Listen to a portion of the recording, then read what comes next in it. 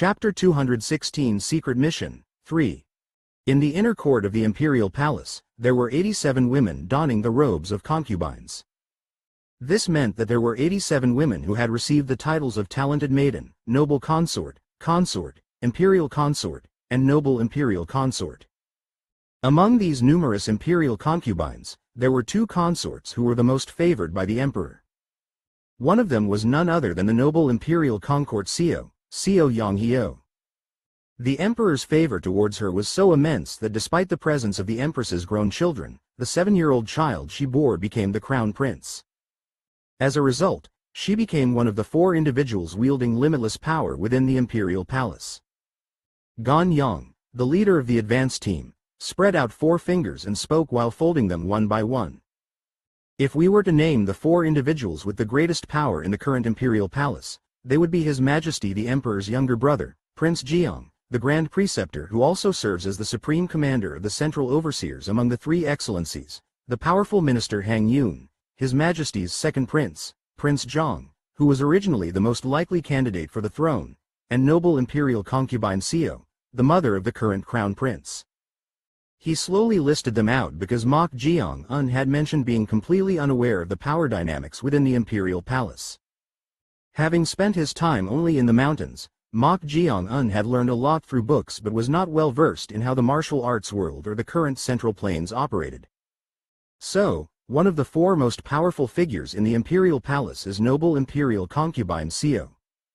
That's correct. Then why would such a person help us? Mok Jeong-un raised a question, finding it incomprehensible. He had heard that the relationship between the imperial palace and the martial arts world had improved significantly, but the non-aggression treaty remained unchanged, and only the righteous sects actively interacted with the palace. So why would noble imperial concubine Seo, one of the powerful figures in the palace, assist the Heaven and Earth Society, which had even confronted the righteous sects in the past? As he pondered, Yu Bong spoke in a quiet voice as if revealing a secret. Because we were the ones who supported her from the time she was a noble consort until she became the current noble imperial concubine. The Heaven and Earth Society supported noble imperial concubine Seo? Yes, that's right. Ho ho. It seemed their claim of having a plan was not an empty one. If noble imperial concubine Seo had received support from the Heaven and Earth Society to reach her current position, it would be difficult for her to simply ignore their request for assistance. At that moment, the demon-subduing monk Jeong, who had been sipping alcohol from a gourd with a dissatisfied expression, spoke up. HMPH, she might agree to a reasonable request, but will she really accept a request that could affect her own position? Quote ellipsis. At his words, none of the advance team members denied it, remaining silent. Then, Jeong spoke. The demon-subduing monk is right about that. When people reach a high position, they tend to easily forget all the hardships they endured to get there. So there's a possibility of rejection? We won't deny that. The current noble imperial concubine Seo is not the same as before. As the mother of the crown prince, she has risen to a position where it's difficult for us to exert pressure on her. When a concubine becomes the mother of the crown prince, the title, imperial, is added to her existing title of noble consort. From that point on, she essentially wields limitless power. In this regard, the Heaven and Earth Society found it not entirely pleasing that she, whom they had supported for a long time, had reached such a position. In a sense, she had escaped their control. It won't work unless there's a mutual benefit between both sides. That's right. That's why we need to meet noble imperial concubine Seo in advance. Fortunately, with you all joining as the rear team this time, it aligns with her requirements. Requirements? So there have already been discussions? Seop Chun asked, puzzled. To that question, Yu Bong answered. Yes, we can't abruptly demand that a powerful figure like the noble imperial concubine, who holds the highest position in the inner court, immediately comply with our request. Then what are those requirements? She requested that we send properly trained late-stage warriors, just like how the major and minor sects of the righteous faction do. At Yu Bong's answer, Mong Mu Yak clicked his tongue. Mok Jeong-un then asked, why do you do that? She's not an ordinary woman, indeed. Pardon? Asking the society to send properly trained late-stage warriors is no different from telling us to move openly in the light, not through spies or from the shadows. Ads by PubFuture. Seop Chun also expressed his astonishment. Even if she helps, she wants to prevent any situation that could harm her. It seems so. In the case of spies, their ties can be cut off if necessary. But if the society officially dispatches late-stage warriors, the situation becomes different. Not only is it difficult to sever ties if a problem arises, but it also leads to a situation where responsibility must be taken. What do you think?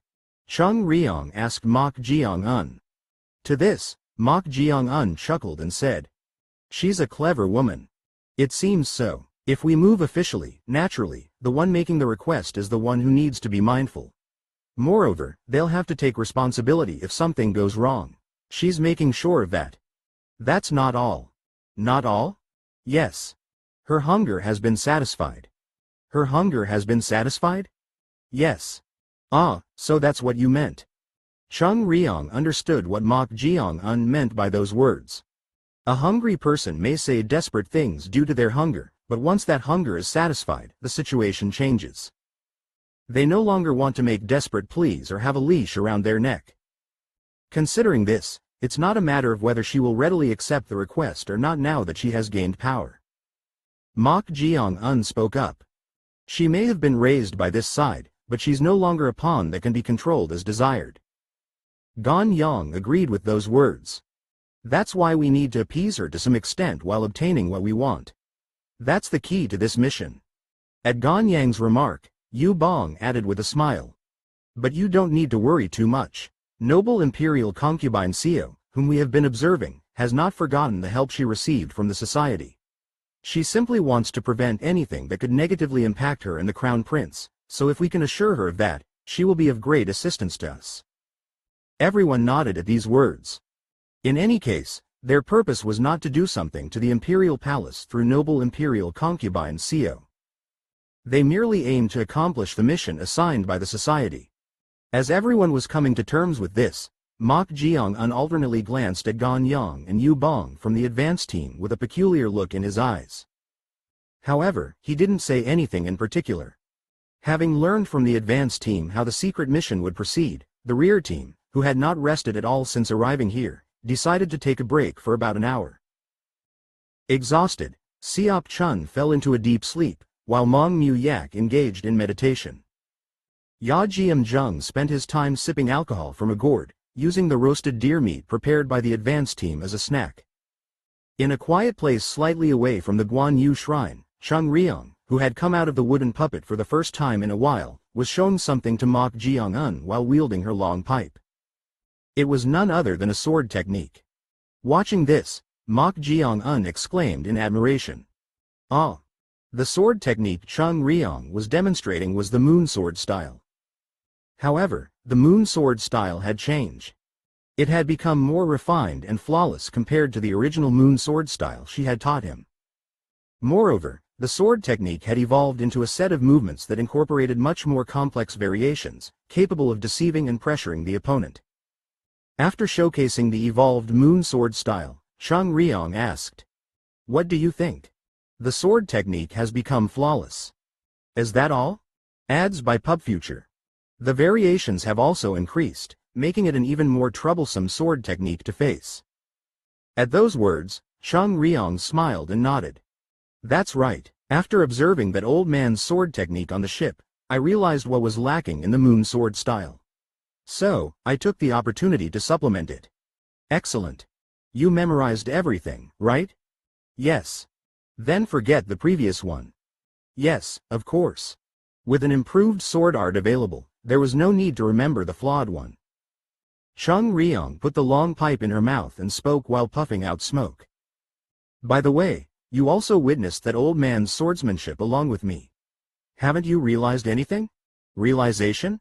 Yes. Did you not gain any insight after seeing that swordsmanship? The swordsmanship the old man displayed on the ship was truly shocking.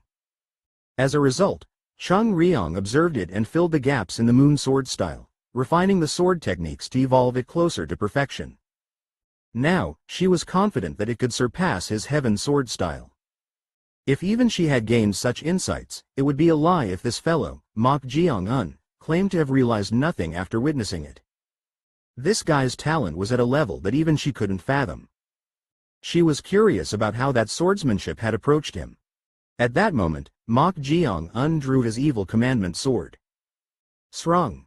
And with the sword, he assumed a stance she had never seen before. Puzzled, Chung Ryong asked, "What is that?" The stance Mok Jeong had assumed was neither the old man's nor her moon sword style. To her question, Mok Jeong replied, "Originally, the moon sword style required a total of 4 sword techniques for the first stance. But this time, 2 more techniques were added, harmonizing 6 techniques." At those words, Chung Ryong smiled and said, "Yes, I originally thought 4 techniques were the most suitable and the limit for a single stance, but that was just my fixed mindset. If more techniques are needed, they can be incorporated to diversify the variations of the stance and compensate for weaknesses." She considered 6 techniques to be the most ideal. The current moon sword style was the result of such refinement. Yes, seeing that, I realized there was no need to be bound by fixed ideas. Chung Ryong's eyes sparkled at those words. "Don't tell me, you also refined the sword techniques like me?" "No, you know the moon sword style better, so there's no need for me to refine it." "Then what?" "I just pondered what would be the most efficient and ideal sword technique for me." "Wait, don't tell me? Is this guy saying he created his own sword technique?" Creating a sword technique was by no means a simple task. It wasn't merely about swinging the sword, but required the harmony of sword techniques to manifest stances, the sword intent to infuse the sword with chi, and the most suitable breathing path to maximize the power of the stances. All 3 elements had to be in place. Reaching a level where this was possible was referred to as attaining the realm of a sword saint. Even I spent years refining the moon sword style with that fellow after overcoming the bottleneck. But no matter how impressive the swordsmanship he witnessed was, it was beyond common sense for someone who hadn't even learned martial arts for long to create his own sword technique. However, Mok Jeong slowly began to move the evil commandment sword. As if drawing strokes with a brush, Mok Jeong executed sword techniques in a completely different trajectory from the moon sword style. Quack. From the web powered by Zerg.net. The cringy on-screen kiss that led to major real-life fallout. The harsh truth you never knew about Amish women: the first technique was simple. It was just a horizontal stroke, and the second technique was a vertical stroke. But as more techniques were added, the variations naturally became more prominent. The moon sword style consisted of a total of 24 techniques, and originally, 4 sword techniques were combined for each stance. But now, with a total of 30 techniques, 6 sword techniques were combined for each stance to further enhance the variations. Quack, schwach. The sword techniques displayed by Mok Jeong exceeded 10. Given the nature of the sword as a weapon, it was natural for thrusting and slashing to be harmonized. As a result, overlapping techniques were bound to appear. About half of the sword techniques shown by Mok Jeong resembled those of the moon sword style. However, at some point, the techniques began to differ. Schwach, quack. The trajectory of the sword extended to completely unexpected angles. Witnessing this, Chung Ryong couldn't help but feel puzzled.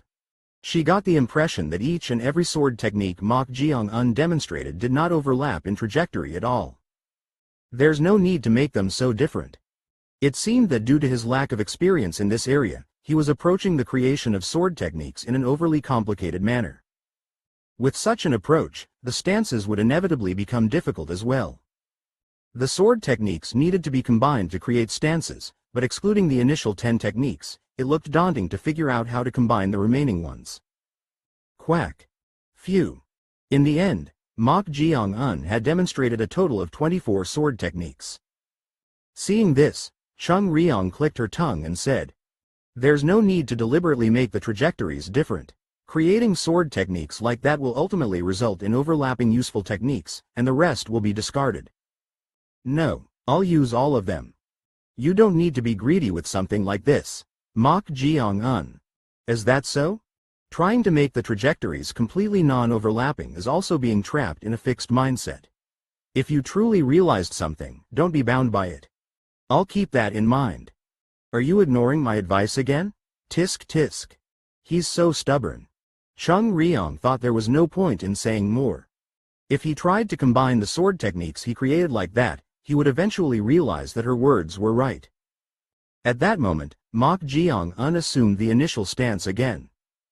Then, this will be the first stance. It was at that very instant. Chwa quack. Mok Jeong-un linked the sword techniques and executed a stance. However, Chung Ryong's eyes trembled wildly as she watched this. What? The reason being, she was curious about which techniques he would combine to execute the stance, but the result unfolding from Mok Jeong-un's hands completely overturned all her expectations. Chung Ryong was momentarily dumbfounded. She had naturally assumed that out of the 24 techniques, at most 4 to 6 would be combined. However, the combination of sword techniques Mok Jeong-un was demonstrating now. He's harmonizing all 24 sword techniques into a single stance? It was a combination of techniques that completely defied conventional wisdom. 24 non-overlapping trajectories were unfolding at an incredible speed, forming a single stance. Whack. It was a sword technique that seamlessly integrated offense and defense without any gaps. After executing the stance, breath flowed from Mok Jeong-un's mouth. The hand gripping the sword trembled, as executing 24 techniques simultaneously had strained his muscles. Single quote exclamation mark.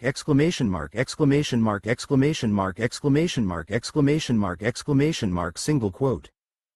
Witnessing this, Chung Ryong was left speechless. When told not to be bound by fixed notions, he created a stance that defied common sense.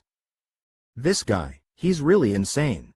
Chapter 217 Craftsman, 1. A single stance consisting of 24 sword techniques. Witnessing this, Chung Ryong was left speechless. When told not to be bound by fixed notions, he created a stance that defied common sense. Throughout her life and even in death, she had thought about the sword for so long, but she had never considered increasing the number of techniques in this manner. In the first place, it wasn't something that could be achieved simply by increasing the number of techniques. How? Phew. It seems it will take some time to get used to this. She was dumbfounded by Mok Jeong-un's nonchalant attitude. With each additional sword technique, the number of movements naturally increased, inevitably straining the muscles. Moreover, if a single stance was like this, performing 24 stances was equivalent to not only overexerting the body but pushing it to its limits. What a monstrous fellow. This sword technique was not something that could be executed in a short period of time. It was a sword technique that would be challenging to execute even after several years of training, yet this punk, Mok Jeong-un, visualized it in his mind and physically manifested it in a single attempt. Calling it innate talent was an understatement. Astonished, Chung Ryong finally managed to suppress her amazement and asked, "How did you come up with this?" "I'm not sure. When I saw the swordsmanship of that elder, I noticed that within its simplicity lay complexity. However, I felt that with my current abilities, I wouldn't be able to wield such a sword." The swordsmanship the old man had demonstrated became increasingly simple. Yet, within that simplicity, Mok Jeong-un sensed profound principles. At this point, Mok Jeong-un realized that it was not something that could be achieved by merely imprinting it with the eyes and memorizing it. In that case, I thought if I were to manifest all the ideal trajectories to thoroughly slay an opponent, wouldn't it become a nearly flawless sword technique? At Mok Jeong-un's words, Chung Ryong clicked her tongue. They had witnessed the old man's swordsmanship together, so how could the results be so different? No, perhaps it was possible because it was him. In the first place, since he hadn't learned the sword for long, there were no limits to his imagination. I have no choice but to acknowledge it. Mok Jeong-un's sword talent had already surpassed her own. With him, reaching the pinnacle of swordsmanship that all swordsmen dreamed of might be possible. 2 days later. The imperial capital, Kaifeng. Upon arriving in Kaifeng, Mok Jeong-un's group couldn't help but express their sincere admiration. They knew it was called the center of the Central Plains and, being the imperial capital, it would naturally be prosperous, but its scale was incomparable to even the outer city of the Heaven and Earth Society, considered the largest among single forces. The outer city of the imperial capital seemed to stretch endlessly, and even reaching the outer walls, which could be seen in the distance, would likely take more than half an hour by carriage. As everyone marveled at the city, there was one individual who seemed restless with a darkened expression. It was the demon-subduing monk, Jeong. Seop Chun asked, puzzled. Are you feeling unwell? Your complexion has been poor since yesterday. Wait, are your hands trembling? Jeong's hands were even shaking. Seeing this, Seop Chun expressed concern. However, Jeong shook his head and said, we need to find it. Quickly. Find what? Are you looking for a doctor? No, help me find an inn or a tavern. Seop Chun stared intently at Jeong's face. Ads by PubFuture. Come to think of it, he had been complaining about running out of alcohol since yesterday afternoon. So, was he experiencing withdrawal symptoms from not drinking? You're quite something. This level of addiction was almost severe. No matter how skilled he was, could his liver withstand drinking so much? Shaking his head, Seop Chun glanced at Ganyang, the leader of the advance team guiding them. After entering the city, Yu Bong, the eunuch of the imperial palace, had left midway. He said he would go ahead and prepare for the meeting with noble imperial concubine Seo. The place they were currently heading to was Hong Bong Meat, the largest slaughterhouse in the capital city.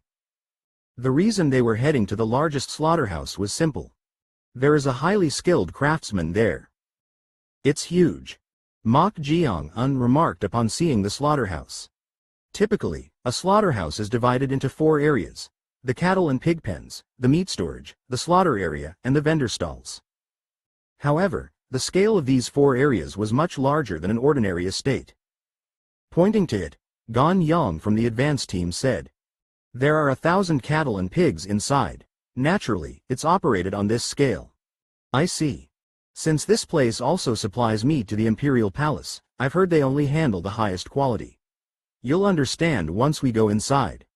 With that, they entered through the main gate of the slaughterhouse. As they stepped inside, the smell of cattle and pig feces and the stench of blood assaulted their nostrils. It certainly seemed like a slaughterhouse. Buzzing noise. Inside the main gate, there were vendor stalls with meat sorted by parts, and in front of them, a large crowd of customers had gathered. Tisk tisk, there are so many bodhisattvas obsessed with meat. Jeong clicked his tongue and spoke. Despite being a demon-subduing monk, he surprisingly refrained from eating meat even after leaving Shaolin. Therefore, he seemed displeased with the slaughterhouse. With a puzzled expression, Seop Chun said to Ganyang, is there really a craftsman in a place like this? No matter how he looked at it, this place was too conspicuous. Even if it's darkest under the lamp, it was too crowded. Moreover, if this place supplied meat even to the imperial palace, wouldn't officials frequently visit here? Could they really carry out such a task? That's correct, so, don't worry too much. Seop Chun still seemed dissatisfied. Just then, among those near the vendor stalls, a hairy man noticed their group carrying weapons, unlike the other customers, and approached them. My lords, what brings you here? In response to his question, Ganyang took out a prepared token from his bosom and handed it over. Then, he casually said, we're here to select some good rind meat. May we take a look? Upon receiving the token, the man examined it closely and then revealed his yellow teeth, saying, if you're looking for rind, pork rind is the best when grilled. Pork rind sounds good. We'd like to select the meat to be slaughtered. Is that all right? Why wouldn't it be? I'll guide you, so please follow me. With that, the hairy man pointed to a pavilion and took the lead to guide them. However, as Mok Jeong was about to follow behind him, he suddenly paused. Ads by PubFuture. Noticing this, Mong Mu Yak, who was beside him, asked, my lord, why are you hesitating? Without answering the question, Mok Jeong turned his head and looked towards the main gate. Rumbling noise. The sound of wheels rolling could be heard. Soon, the entire main gate opened, and individuals who appeared to be government slaves entered the square, pulling carts. However, Mok Jeong's gaze was not on them but on the person walking at the very back of the cart procession with his hands behind his back. He was wearing a blue flying fish robe and a unique patterned mask. Behind him, 4 individuals wearing navy blue flying fish robes with their faces covered in cotton cloth were also following. They seemed to be officials, but all of them. They have cultivated martial arts. At Mok Jeong-un's words, Mong Mu-yak frowned and said, "My lord, please turn your head and enter inside for now." At Mong Mu-yak's urging, Mok Jeong-un turned his head and followed the group beyond the pavilion. As they moved away from the square, Mong Mu-yak spoke in a low voice. "What a coincidence. Why do you say that? The officials in flying fish robes earlier are from the embroidered uniform guards." "The embroidered uniform guards?" At these words, Mok Jeong-un's eyes sparkled with interest. He seemed to understand why Mong Mu-yak called it a coincidence.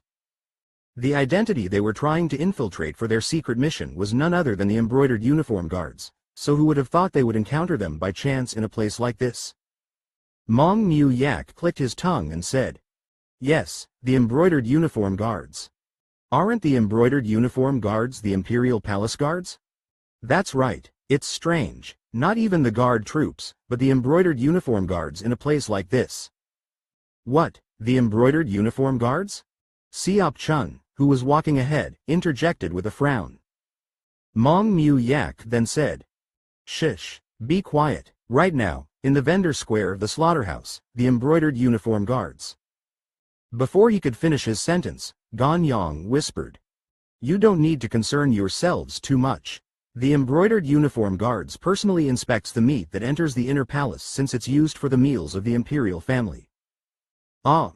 Handling food ingredients might seem trivial, but it wasn't. Food ingredients and medicinal herbs were not only consumed by palace residents and officials but also by the imperial family and even the emperor, so the imperial palace paid the utmost attention to their inspection.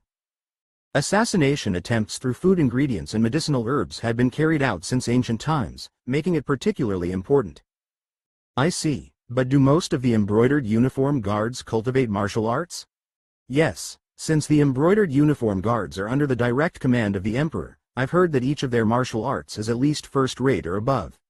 Among those in high positions, there are quite a few who would be considered experts even in the martial arts world." "What is the rank of the one wearing a blue official robe with a golden belt depicted with flying fish?" In response to that question, Ganyang asked back with a somewhat surprised expression. "Did you say a blue official robe with a golden belt?" "Yes. A blue official robe with a golden belt indicates a 1,000-men commander, a 5th-rank senior embroidered uniform guards. With that rank, he must be a significant figure even within the embroidered uniform guards. The organizational structure of the embroidered uniform guards' executive ranks is as follows. Lesser Banner, Sogi, Junior 7th rank, Chief Banner, Chongi, Senior 7th rank, Probationary 100-men commander, Sibeko, Junior 6th rank, 100-men commander. Beko, Senior 6th rank, Deputy 1,000-men commander. Bukyunho, Junior 5th rank, 1,000-men commander. Chunho, Senior 5th rank, Pacification Commissioner. Yukshionho, Junior 4th rank, and Assistant Commander-in-Chief, Jinmusa, Senior 4th rank. TL.N. Read more notes on the rankings after this chapter. If he's a significant figure, how skilled is he? In response to Seop-chun's question, Ganyang stroked his beard and replied. 1,000-men commander, Chunho, of the 5th rank senior in the embroidered uniform guards would be an expert who has at least reached the pinnacle stage of peak realm. At least, the imperial palace's embroidered uniform guards is no ordinary force. Yes, since they have been exchanging with the righteous sects and recruiting many experts, their level has become much higher than before. At Ganyang's words, Seop-chun grinned and said, "Ha ha ha, still, if the level of 1,000-men commander is that high, if this friend or I join the embroidered uniform guards, we would receive a rank of at least Pacification Commissioner or above." Seop-chun and Mong Mu-yak were among the 5 tigers, the highest-level pinnacle stage transformation realm warriors of the Heaven and Earth Society. With their martial arts approaching that of the executives, they were confident they could receive high ranks in the embroidered uniform guards. At Seop-chun's confidence, Mok Jeong untilted his head and said, "I wonder about that." "Pardon? Why do you say that?" "That 1,000-men commander of the embroidered uniform guards we saw earlier, the one with the mask." "What about the embroidered uniform guards?" Just as Mok Jeong-un was about to say something, he shook his head and said, "Never mind." Suddenly stopping mid-sentence, Seop-chun couldn't help but feel uneasy. "Let's go for now." Quote. He wanted to ask what Mok Jeong-un was trying to say, but given his personality, it seemed unlikely he would answer. Curious, Chung Ryong asked, "What were you trying to tell him?" That masked 1,000-men commander from earlier. He had sealed some of his chi points. Sealed his chi points? Yes. Mok Jeong-un could see the general flow of chi with his naked eyes without opening the power of the third eye in his right eye. In Mok Jeong-un's eyes, the masked embroidered uniform guard's 1,000-men commander had sealed 3 major chi points. So, based on the chi emanating from him, his level seemed to be at the pinnacle stage of peak realm, but if he unseals them, I don't think Seop-chun would be a match for him. Was he that skilled? Yes. For some unknown reason, that person was sealing his own chi points to conceal his true abilities. Mok Jeong-un was about to mention this but decided not to, as the conversation would have become lengthy. But there was one more unusual thing. What is it? Through the gaps in the mask, I noticed that person's eyes were blue. Single quote exclamation mark question mark single quote. Jinyue, or embroidered uniform guards ranking, from highest to lowest. Jiwei Shi, Jiwishi, Commander-in-Chief, the highest-ranking official in the Jinyue, responsible for overseeing all operations and reporting directly to the Emperor. Jiwei Tongji, Jiwi Tongzi, Vice Commander-in-Chief, assisted the Commander-in-Chief in managing the Jinyue and assumed command in their absence. Jiwei Qianxi, Jiwi Qianxi, Assistant Commander-in-Chief, aided the Commander-in-Chief and Vice Commander-in-Chief in their duties and handled specific tasks as assigned. Zhenfu Shi, Pacification Commissioner, responsible for maintaining order and suppressing rebellions in the provinces. Qianhu, Chiliarch, commanded a unit of approximately 1,000 men. Fu Qianhu, Deputy Chiliarch, assisted the Chiliarch in commanding the unit. Baihu, Centurion, commanded a unit of approximately 100 men. Shi Baihu, Probationary Centurion, a trainee or candidate for the position of Centurion. Zongqi, Chief Banner, commanded a banner, which was a military unit that varied in size. Shaoqi, Lesser Banner, assisted the Chief Banner in commanding the unit. Jongjun, General, a high-ranking military officer responsible for leading large formations of troops. Xiao Wei, Captain, commanded smaller units within the Jinyue. Li Shi, Strongman, physically strong individuals who served as bodyguards or enforcers. Kanmu Shi, participant in certain affairs, officials assigned to specific tasks or investigations. Xiao Ling, Drill Master, responsible for training and drilling the troops. Chapter 218 Craftsman, 2. Through the gaps in the mask, I noticed that person's eyes were blue. What, blue eyes? Blue eyes. It refers to someone with blue irises while also signifying a person from the western regions.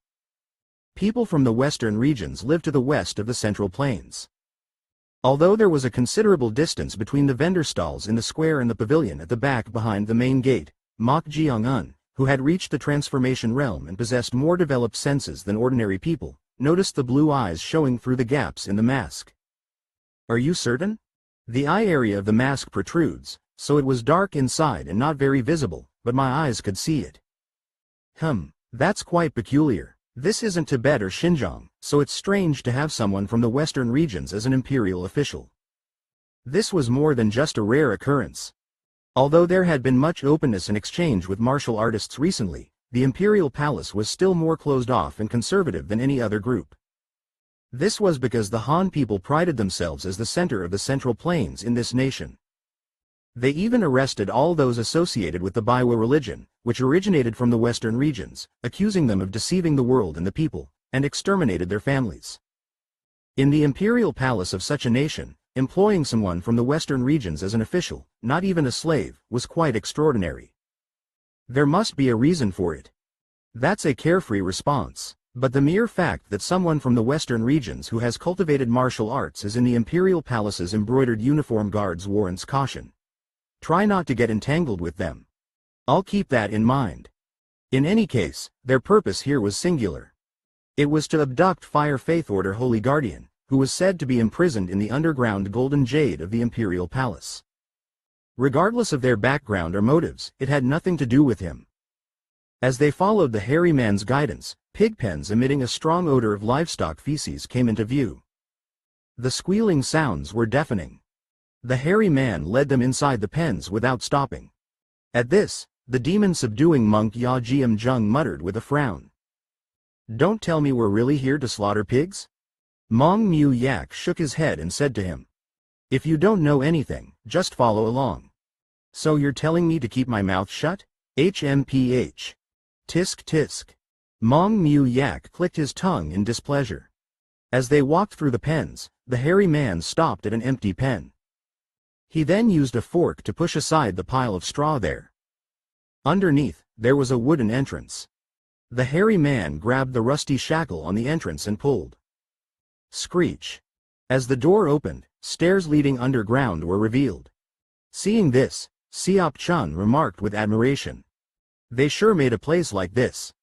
Who would have imagined a secret underground passage hidden inside a pig pen filled with the stench of feces?" The hairy man grinned and pointed downwards with his thumb. "Follow me." With that, they descended the stairs. After descending to a depth equivalent to 2 floors, a cavity about 10 feet wide came into view. Inside the cavity, which was lit by lanterns, there were various tools and a workspace. The hairy man pointed to a reception chair on one side of the workshop and said, "The craftsman will be here soon, so please wait a moment." Ta-ta-ta-ta-tick. Before he could finish his sentence, someone hurriedly descended the stairs and rushed towards the hairy man. Judging by the blood-stained leather apron he was wearing, he seemed to be a worker from the slaughterhouse. "Brother Song, a word with you." At his words, the hairy man asked for Mok Jeong-un's group's understanding. "Please wait a moment." Gan Yong nodded, indicating not to mind it. The worker and the hairy man then moved a short distance away from them and engaged in a whispered conversation. Although they spoke in low voices, Mok Jeong-un, whose hearing had become more developed as his martial arts improved, could hear their conversation clearly. "We're in trouble." "What's the trouble?" "The person who requested the production last time seems to have been an official." "What? So we need to have these people wait for a while." At their whispers, Mok Jeong-un's eyes narrowed. It seemed they had encountered some problem. Just then, the hairy man approached them, bowed his head in apology, and said, "I apologize for the inconvenience, but could you please wait here for a moment? The craftsman may be a little late due to an urgent delivery." "Why would that be a problem? We'll wait then." Gan Yong spoke in an understanding tone. In any case, they were in the position of making a request, so they couldn't complain. As the slaughterhouse workers who had asked for their understanding went outside, Gan Yong glanced at Mok Jeong-un and the rear team and said, "It won't take long." At this, the demon-subduing monk Jeong interjected. "Who knows, will it really be so?" "Pardon? I heard those guys talking earlier about some officials. Didn't you hear?" It seemed Jeong had also overheard their conversation. Gan Yong asked back, "Officials?" "Yeah, the Lord mentioned seeing the embroidered uniform guards earlier. Isn't that who they were referring to?" At his words, Gan Yong stroked his chin, looking troubled. The embroidered uniform guards had simply come to inspect the meat to be delivered to the imperial palace and take it. But he couldn't fathom what this was about. Siop Chun said to him, "If something happens to the craftsman, won't it hinder our mission?" Didn't you say this person is the only one who can create the human skin masks within the time frame?" "That's right. The purpose of their visit was to commission the creation of human skin masks." Human skin masks refer to leather masks made using human skin or pig hide that are indistinguishable from real human faces. The owner of Hong Bong Meat here was known for slaughtering livestock on the surface, but in the underworld, he had a high reputation for crafting extremely sophisticated human skin masks. Of course, not many in the martial arts world were aware of this. But even so, as the demon-subduing monk said, if those officials are from the embroidered uniform guards, it's best for us not to intervene. What a coincidence on this day of all days. Damn it. It was truly an uncanny coincidence. Since they needed to infiltrate the embroidered uniform guards, it was best not to cause friction with them right away. If they stirred up trouble and it affected the guard trials, everything would be for naught. Let's wait for now. It's not like we have an alternative plan. At Mok Jeong-un's words, everyone nodded in agreement. About an hour passed. Just then, the sound of the secret underground door opening came from above, and someone descended. They thought it might be the craftsman, but it wasn't. The one who came down was the hairy man who had guided them. However, unlike before, the hairy man's complexion and expression didn't look good. Gon Yong spoke. Is the craftsman not here yet? I apologize for the wait, but I'm afraid I have even more regrettable news for you. What do you mean? The craftsman is currently unable to accept any requests. Unable to accept requests? Gon Yong raised his voice. The hairy man then bowed his head and spoke in a groveling tone. I'm sorry, but I cannot disclose the circumstances. So, I kindly ask the guests to please leave. What, you're telling us to leave now? Gon Yong looked dumbfounded and abruptly stood up from his seat. Startled, the hairy man flinched and took half a step back. Gon Yong pressed him. Are you violating the rule of accepting requests from those who bring the token? Moreover, didn't we wait here despite arriving first, considering your circumstances? Ah, I'm aware of that. However, we truly cannot accept any requests at the moment, even if you threaten my life.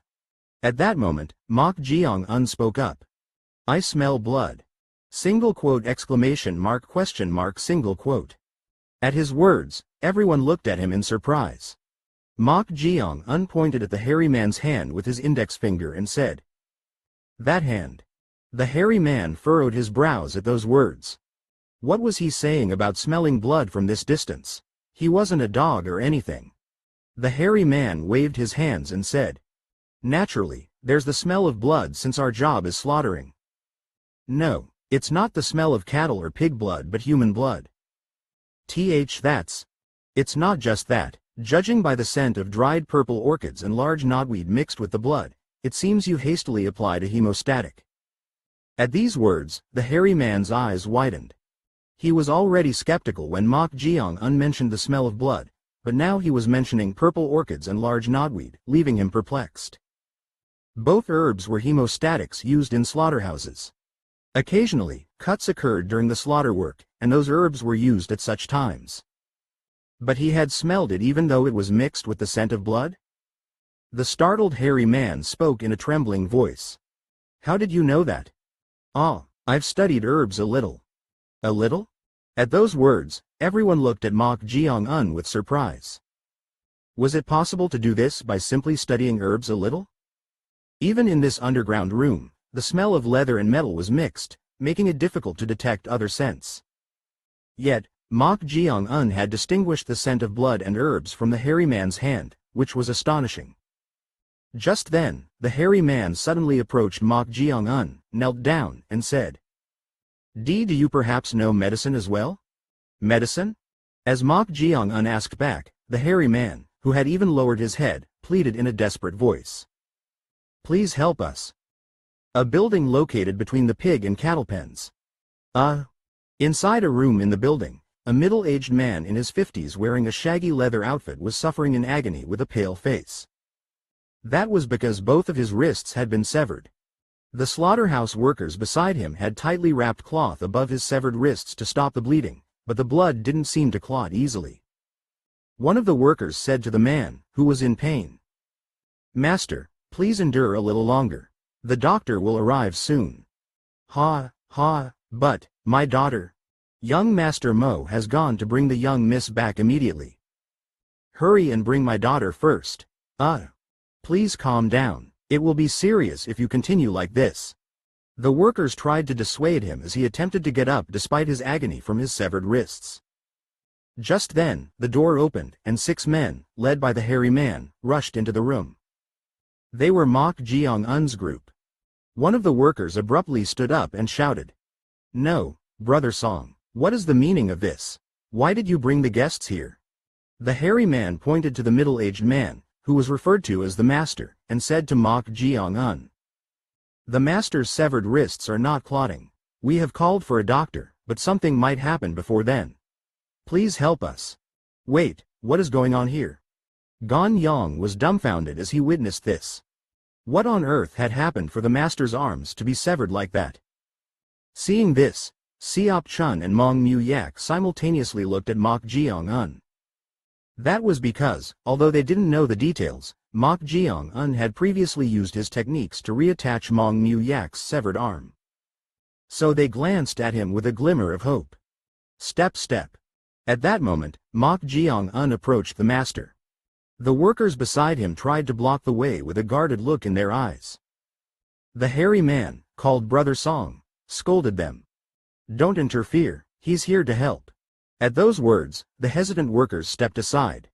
Mok Jeong-un then approached the suffering master and quickly pressed the acupuncture points on both of his arms.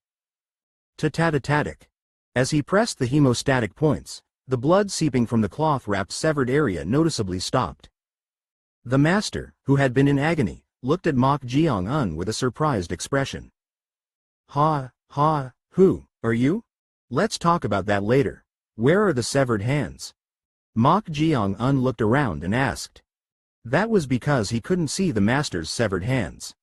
Instead of the master, one of the workers beside him slammed the table and spoke in an angry voice. Bang! Those bastards took the master's severed hands wrapped in leather. They took the severed hands? Mok Jeong-un showed a troubled expression at those words. Just then, the master, who seemed to be able to endure a bit after the bleeding had stopped, spoke with difficulty.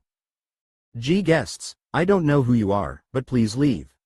I'm in no condition to accept any requests or help anyone. Who are the ones that took the severed hands? What's the point of asking that? If you want to save your hands, it's best to tell me." At Mok Jeong-un's words, the master and the workers showed incomprehensible expressions. How could they possibly save the already severed hands? As they were puzzled, the hairy man, referred to as Brother Song, spoke to Mok Jeong-un with a troubled look. "The ones who severed the master's hands and took them away are from the embroidered uniform guards. I apologize, but even if you follow them, you won't be able to retrieve the hands." Damn it! Seop Chun cursed at the hairy man's words. As he suspected, it was the embroidered uniform guards. If the embroidered uniform guards, the imperial palace guards, had severed the hands of the master, no, the craftsman who was supposed to make the human skin masks, there was no way to do anything about it right away. Just then, Mok Jeong-un turned around. "My lord?" Mong Mu Yak called out to him in confusion. Mok Jeong-un shook his head and said, "There's no other way. I'll be back soon, so please wait here." "Pardon? But my lord." Swish. Before he could finish his sentence, Mok Jeong-un's figure dispersed like smoke and disappeared from their sight. The master and the workers' eyes widened at the sight. Although Hong Bong Meat was a large-scale slaughterhouse, it was located on the southwestern outskirts of the city due to the nature of slaughter work. The outskirts were surrounded by forests, making it relatively less frequented by people. Rumble rumble. A procession of carts loaded with meat was proceeding there, and at the very back, there was a carriage and 4 embroidered uniform guards in navy blue flying fish robes riding horses side by side as if escorting it. Among them, an embroidered uniform guards with droopy eyebrows riding on the right side clicked his tongue and said, "What a foolish wench." The embroidered uniform guards with a beard riding next to him said, "Indeed, no matter how much they are her father's hands, it's quite daring of her to chase after us and make a fuss. She has no sense." Understandable. What child wouldn't be distraught over their parents' plight? Well, that's true. But I wonder how the 1,000-men commander will deal with that wench. His Excellency personally ordered us to bring the severed hands, so it's unlikely he'll return them. As he spoke, the bearded embroidered uniform guards glanced at the carriage. Inside that carriage were the 1,000-men commander and that wench. Just then, the carriage that had been following the cart procession suddenly came to a halt. Huh? Wondering what was happening, the embroidered uniform guards steered their horses to the side to look at the front of the cart procession. There, someone with their face covered in black cloth stood with their hands behind their back. The embroidered uniform guards with droopy eyebrows, dumbfounded, rode his horse to the front of the cart procession, drew his sword, and shouted. "Srong! Who dares to block the way of the procession?" In response to his shout, the person with the covered face chuckled and said, "How foolish of you! What? If I were going to tell you, why would I have covered my face? You insolent bastard!" Pat. Enraged, the embroidered uniform guards with droopy eyebrows immediately leapt off his horse and swung his sword with fierce momentum towards the person with the covered face. However, clang! His blade was blocked by the index finger of the person with the covered face. Having his blade blocked by a mere finger, the embroidered uniform guards with droopy eyebrows was so surprised that he couldn't hide his bewilderment. An expert. Chapter 219 Craftsman, 3. Everyone was baffled by Mok Jeong-un's sudden disappearance. Of course, Mok Jeong-un's group, consisting of the advance and rear teams, were amazed in a different sense, knowing that he had utilized an incredibly fast lightness skill. Then, Gan Yang, the leader of the advance team, spoke softly to Mong Mu Yak and Seop Chun from the rear team with a troubled expression. "Shouldn't we have stopped young Master Mok? Stop him? How could we have done that? He had vanished before they could even say anything. How were they supposed to stop him? If there's friction with the embroidered uniform guards now that the mask production has already gone awry, it could further disrupt our plan." Gan Yang thought the human skin mask production was already a lost cause since the master's arms had been severed. If they clashed with the embroidered uniform guard under such circumstances, it could make infiltrating the imperial palace even more difficult. At his words, Seop Chun spoke as if telling him not to worry. "Just wait and see. Our lord is not someone who lacks judgment. And as for the mask production..." Seop Chun hesitated, unsure how to phrase it. He was about to say that if their lord, Mok Jeong-un, could find the master's severed hands, he could reattach them with his mysterious medical techniques, but he wasn't sure if they would easily believe it. After all, it was hard to believe that severed arms could be reattached. Just then, someone suddenly rushed into the room, panting heavily. Gasp! It's a big problem. Brother Mo. The hairy man recognized him and called him Brother Mo. Brother Mo then spoke to the slaughterhouse workers with a tearful voice, as if apologizing. Miss Song Ah has been arrested by the embroidered uniform guard for obstructing official duties." What? Obstructing official duties? No, Mr. Mo, you just watched it happen? Shocked by the sudden news, the slaughterhouse workers were perplexed and outraged. At that moment, "These damn bastards!" Pock. The hairy man, with an enraged face, pulled out a slaughter knife hanging on the room's wall. He seemed ready to rush outside at any moment. Just then, someone scolded him. "Stop right there." The hairy man, who was about to run out, frowned and stopped in his tracks. The one who stopped him was none other than the master. The master spoke with difficulty as he struggled to get up. Ha, what do you think you can accomplish by getting involved? But young Miss Song Ah. Do you want to make matters worse? The master, who had reprimanded him, then looked at Seop Chun and his group and spoke. Ha, you're martial artists, right?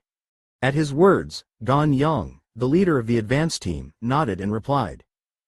That's correct, but master, you're bleeding heavily, so don't strain yourself and sit down for now. Thud. Before he could finish his sentence, the master knelt on the floor. Master. Why are you? The slaughterhouse workers became restless at his action. Nevertheless, the master ignored them and said what he wanted to say. Ha, I'm fine, but I have a request for you. A request? Please help us. Gan Yang was troubled by his plea. It was already a difficult situation with Mok Jeong-un acting on his own, and if they also clashed with the embroidered uniform guard, it could seriously hinder their mission. Master, I understand your desire to save your daughter, but... Ha, that child, cough, is not my daughter. What? Didn't everyone refer to her as the young miss?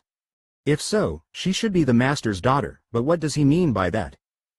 Just then, the hairy man, who had been gripping the handle of the slaughter knife, also knelt on the floor like the master. Please help us. Brother Song.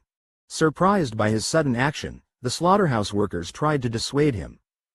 At that moment, the demon-subduing monk Jeong alternately glanced at the master and the hairy man called Brother Song, then burst into laughter. Ha ha ha ha ha, now I get it. Clang. Ads by PubFuture. The embroidered uniform guard with droopy eyebrows couldn't hide his bewilderment. This guy is an expert.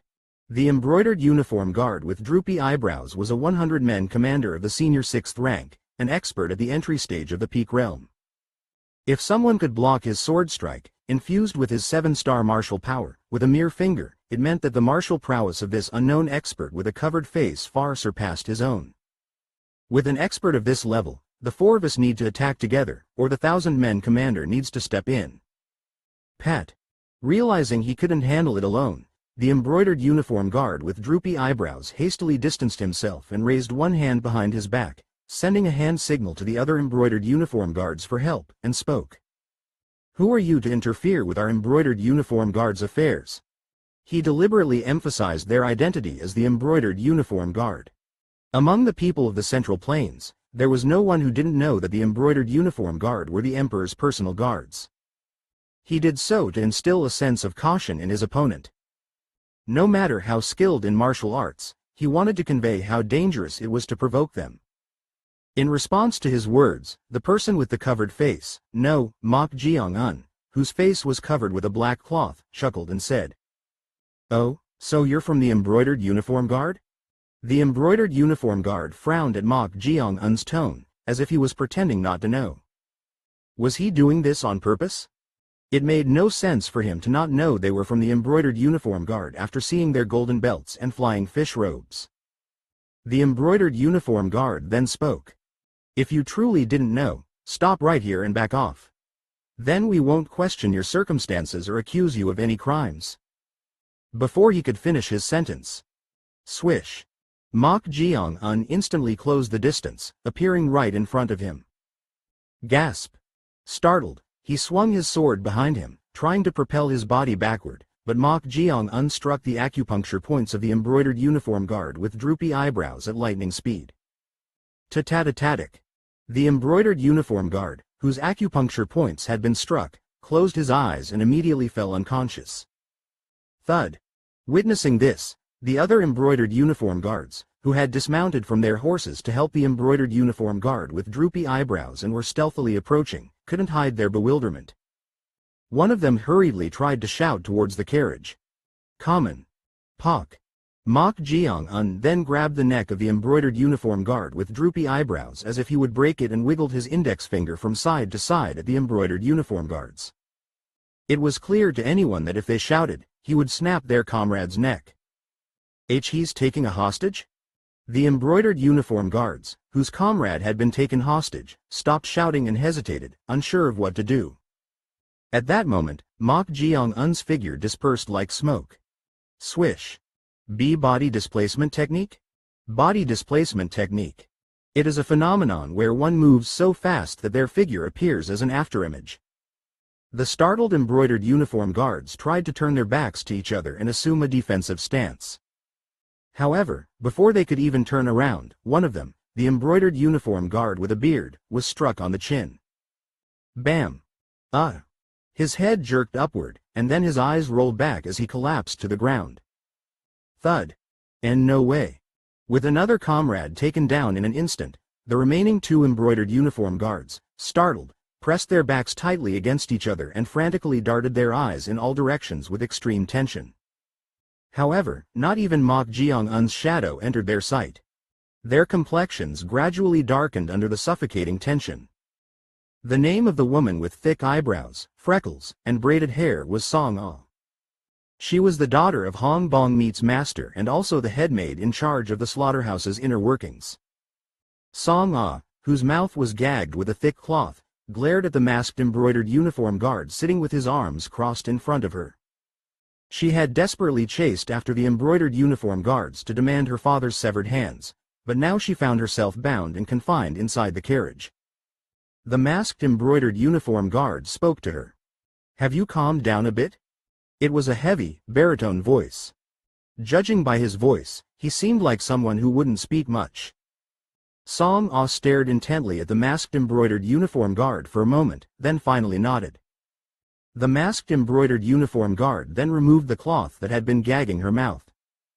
Pa ha, ha.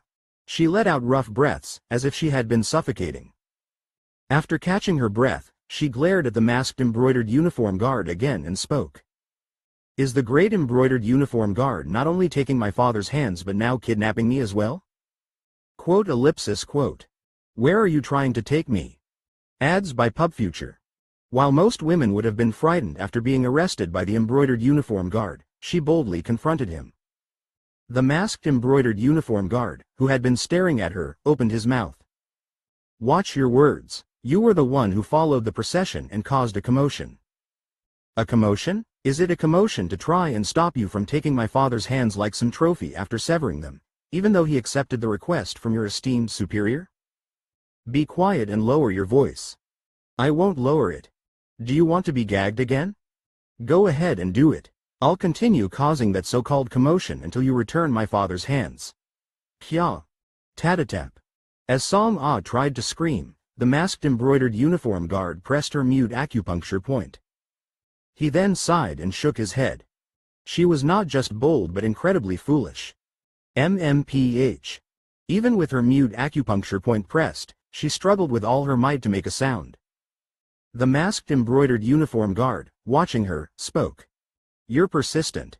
MMPH. But don't overdo it. MMPH.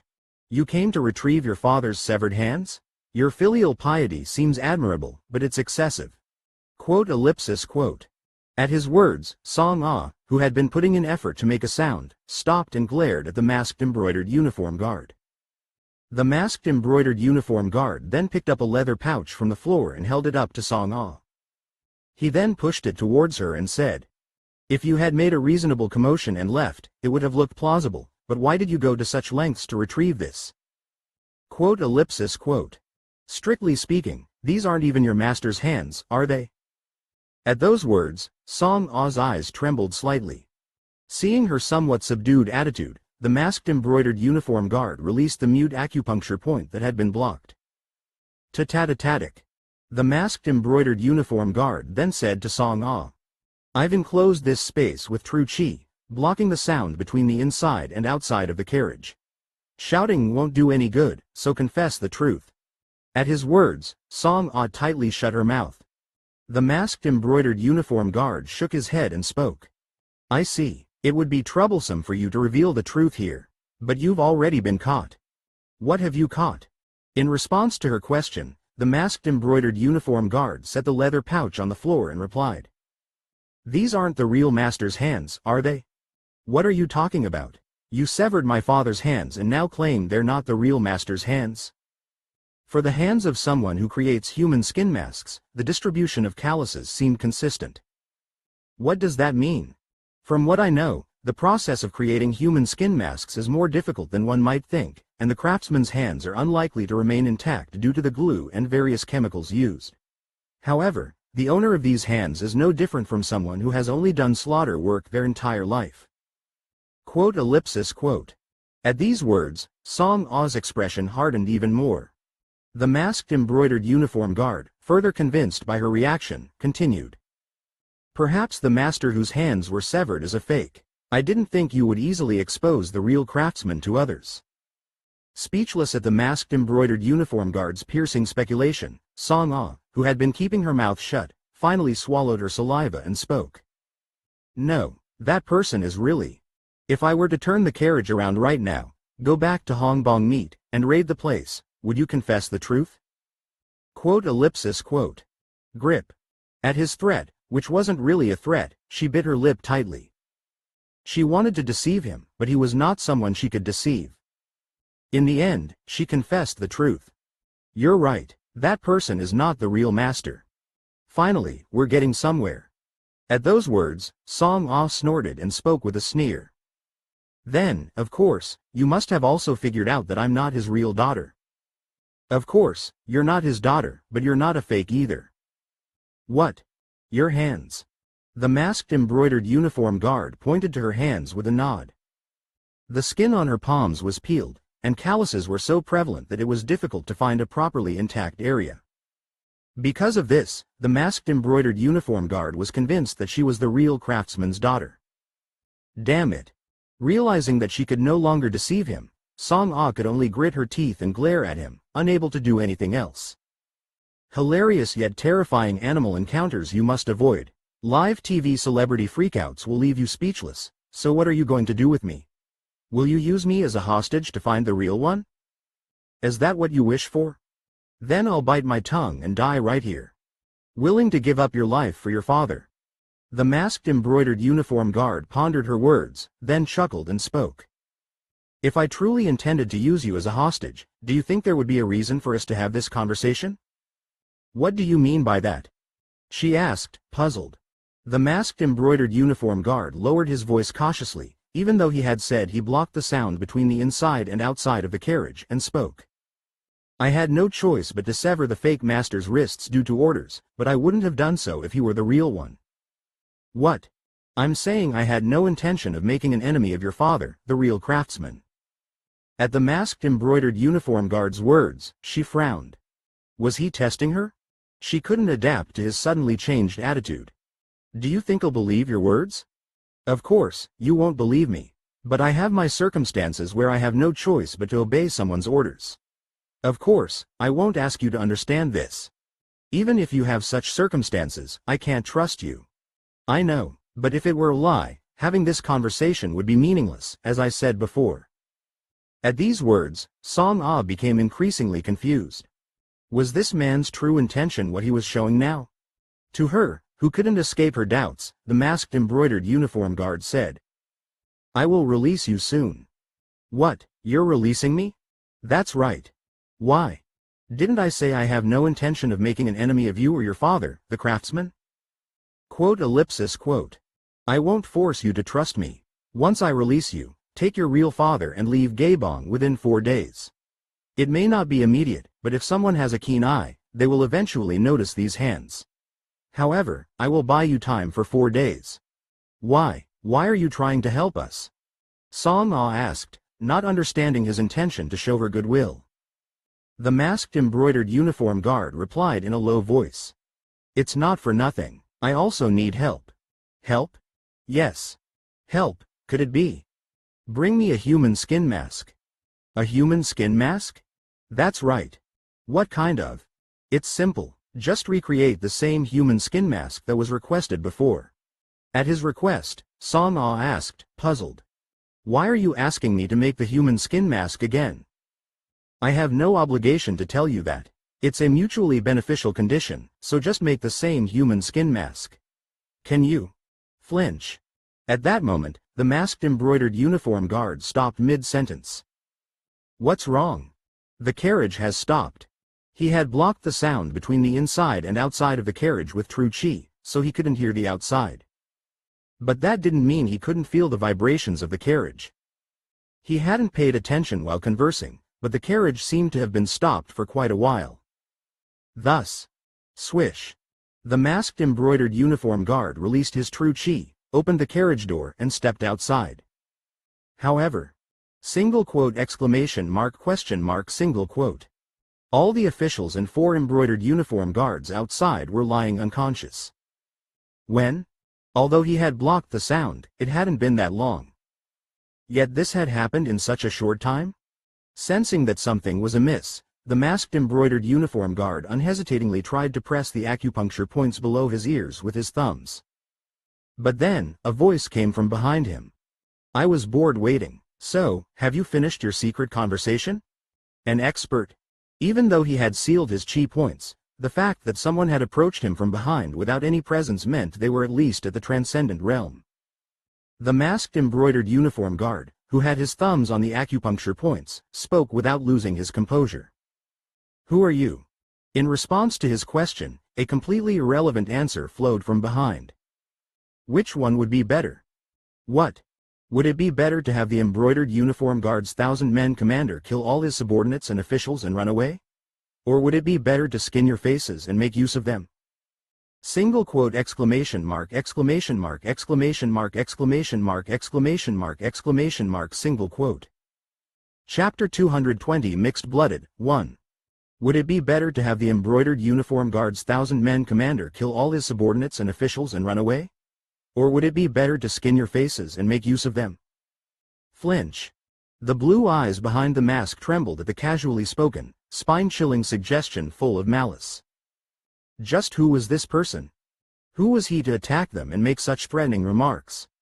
The masked embroidered uniform guard, his mind in turmoil, hesitated, unsure of what to do.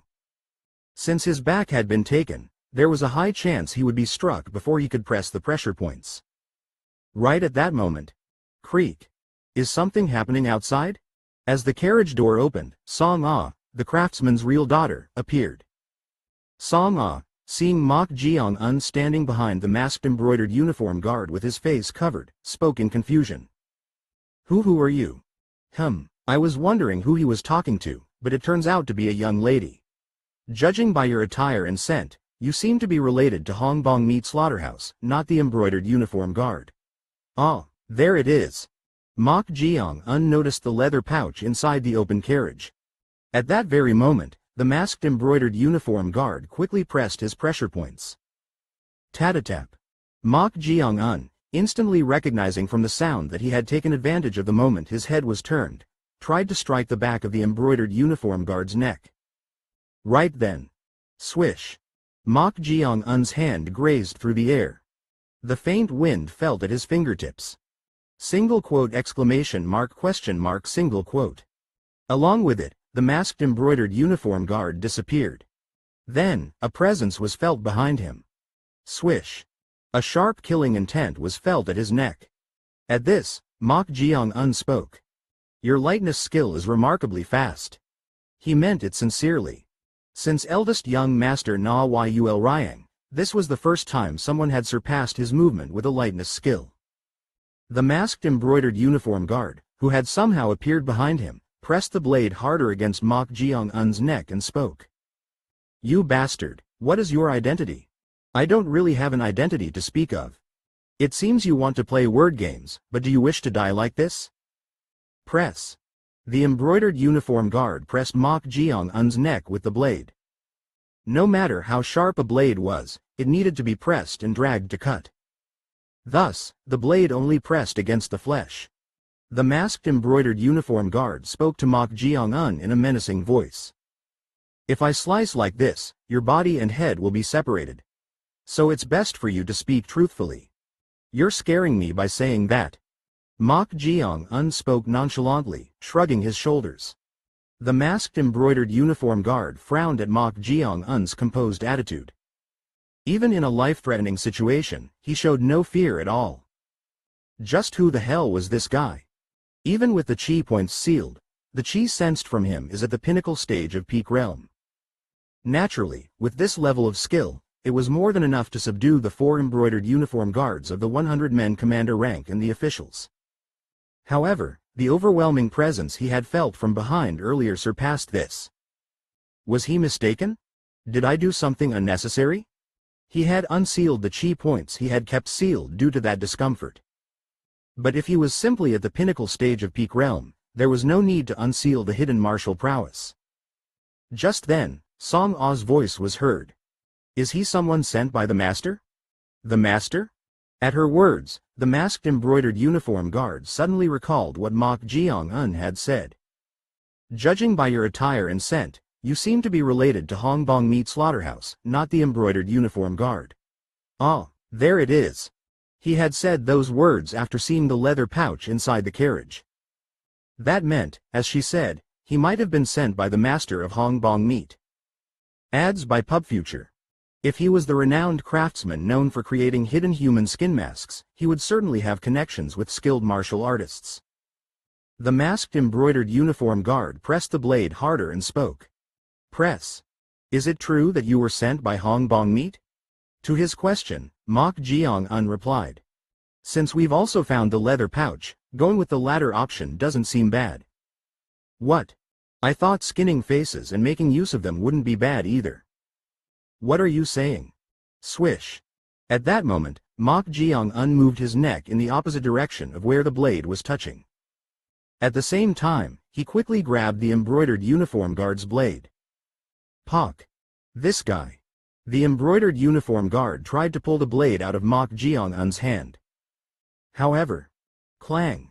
Before he could pull the blade out, the sword body held in Mok Jeong-un's hand broke. The embroidered uniform guard couldn't help but be inwardly surprised. It wasn't reinforced with strong chi, but his sword was called a precious sword, and with the killing intent infused, it couldn't be broken by ordinary strength.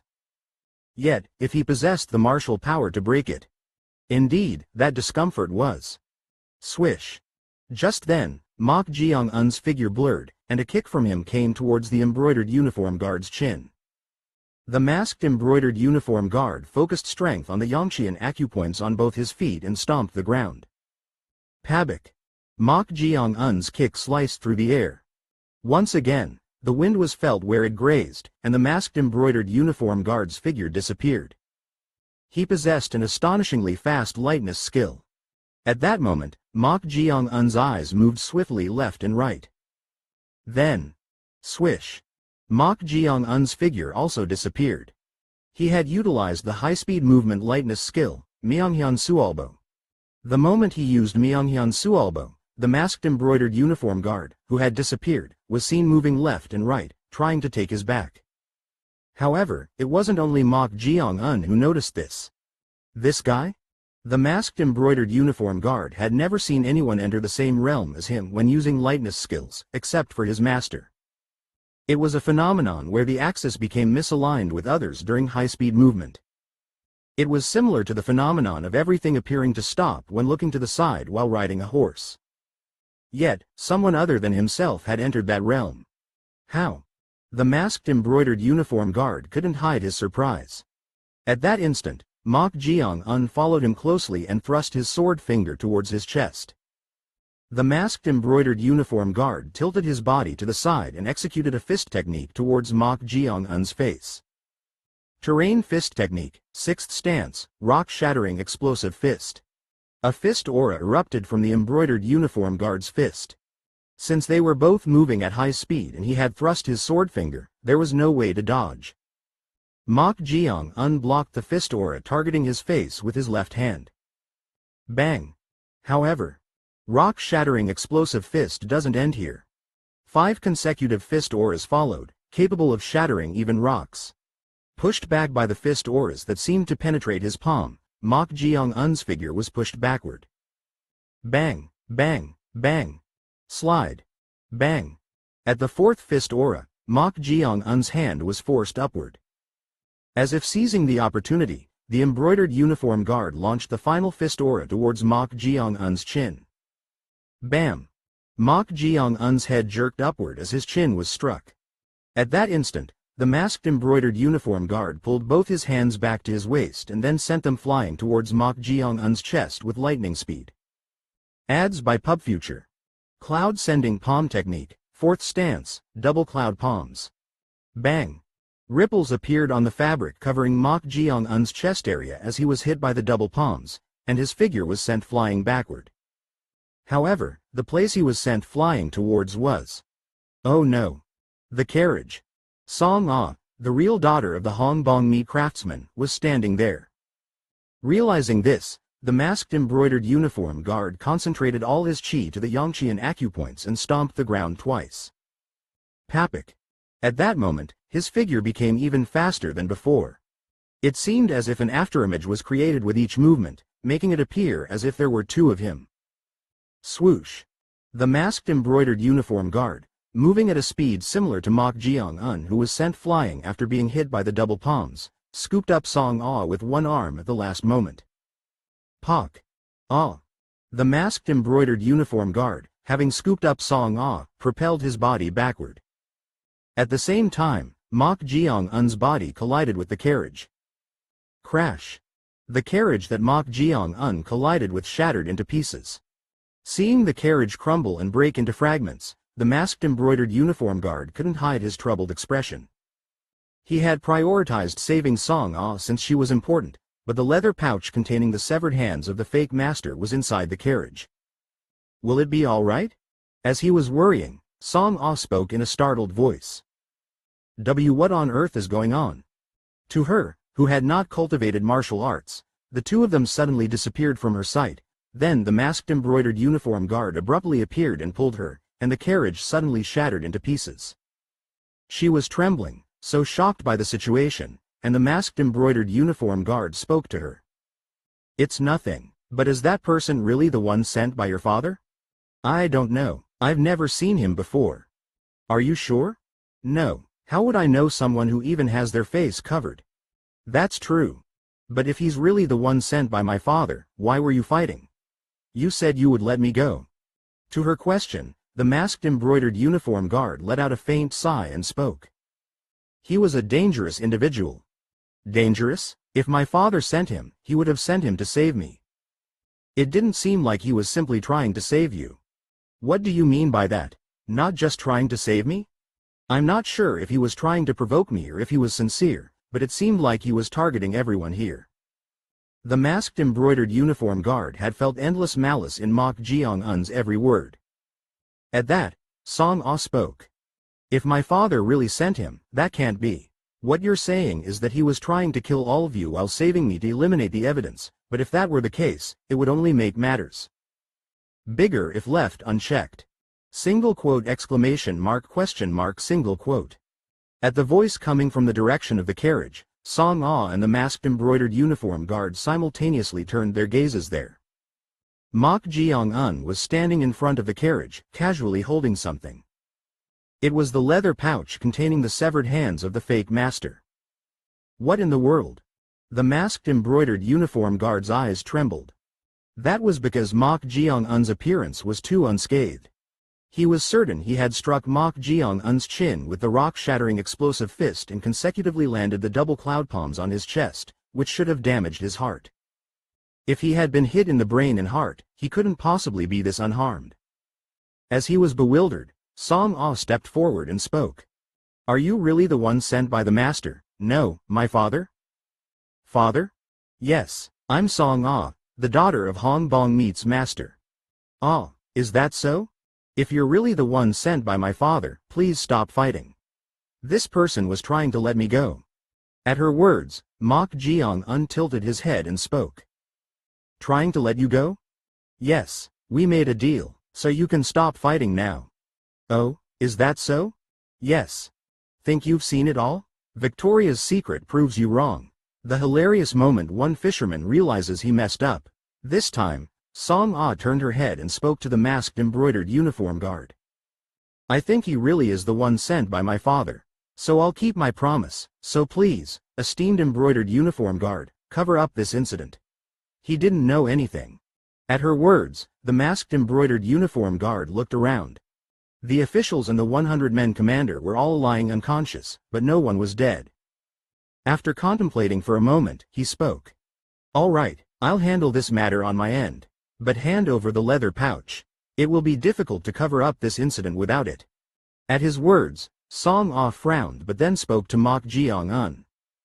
"It seems you'll have to return the leather pouch." Mok Jeong-un chuckled at her words.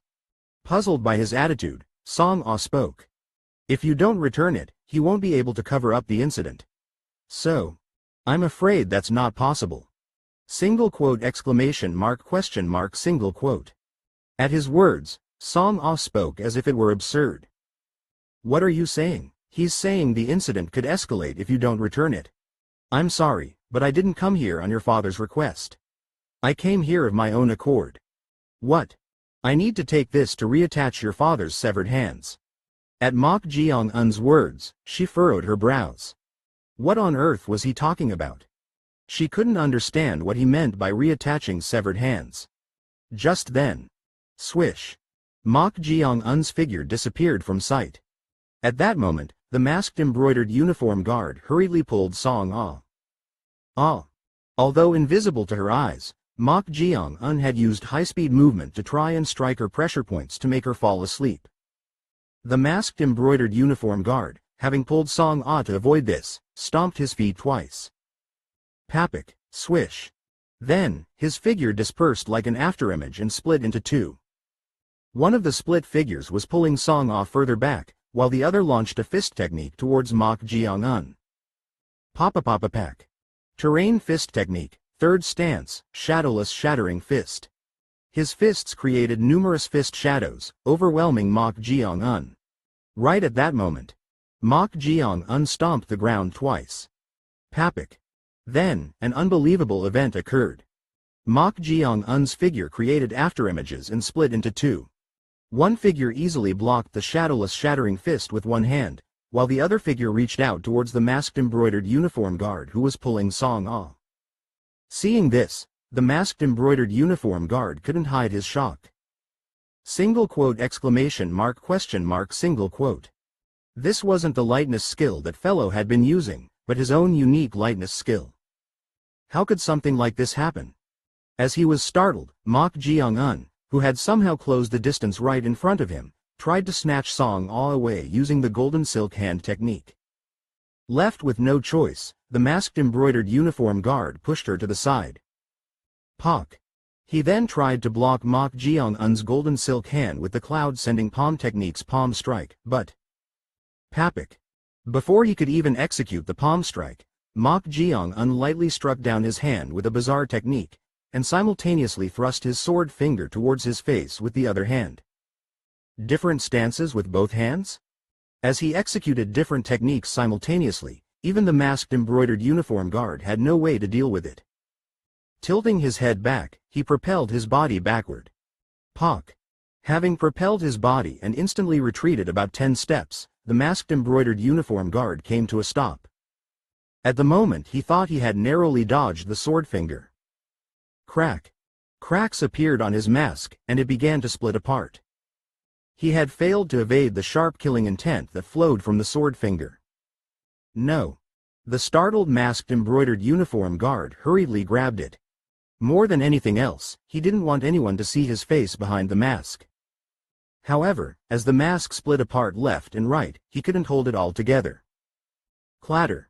The cracked parts of the mask fell off here and there, revealing the left side of his face. Along with his blue eyes, he had a high nose bridge and a rather exotic-looking face. The embroidered uniform guard's thousand-men commander, believing that he had exposed this to others, distorted his expression as if feeling ashamed and covered his face with his hand. Chapter 221 Mixed-Blooded, 2. Song-ah, the real daughter of the Hong Bong meat craftsman, who had fallen over after being pushed by the masked embroidered uniform guards, widened her eyes. It was because of the face that was revealed when the mask cracked. Although it was only half, from the blue eyes to the high nose bridge and that exotic face, anyone could see that he resembled a person from the western regions rather than the central plains. My lord. Without realizing it, she called out to the masked embroidered uniform guards, no, the blue-eyed embroidered uniform guard. The man, covering his face with his hand, scolded her. Don't look at me. Instantly, she lowered her head without realizing it. Even if he had just shouted, she would have been startled, but when an expert of that level yelled with killing intent, it was only natural for an ordinary person like her to feel her heart skip a beat. Nash. However, even at her reaction, the blue-eyed embroidered uniform guard became even more agitated. He was extremely wary of his face being exposed. Blue eyes? Why is a bastard who should be in the western regions here? Filthy foreigner's child. These were the words he had heard even before he could walk. The countless acts of discrimination he had faced simply for being different had tormented him and made him emotionally closed off. If he hadn't met his master, his life might have taken a turn for the worst. However, he still didn't want to show his face to anyone. The blue-eyed embroidered uniform guard, covering the exposed area with his hand, glared at Mok Jeong-un, who had shattered his mask like this. But then, why are you so embarrassed? What? There's no particular flaw on your face, so why are you covering it like that? At these words, the blue-eyed embroidered uniform guard's expression distorted terribly. Was this guy mocking him now? He was already sensitive about his face being exposed, and now his blood was boiling. At least this bastard. Papak. The blue-eyed embroidered uniform guard stomped the ground twice.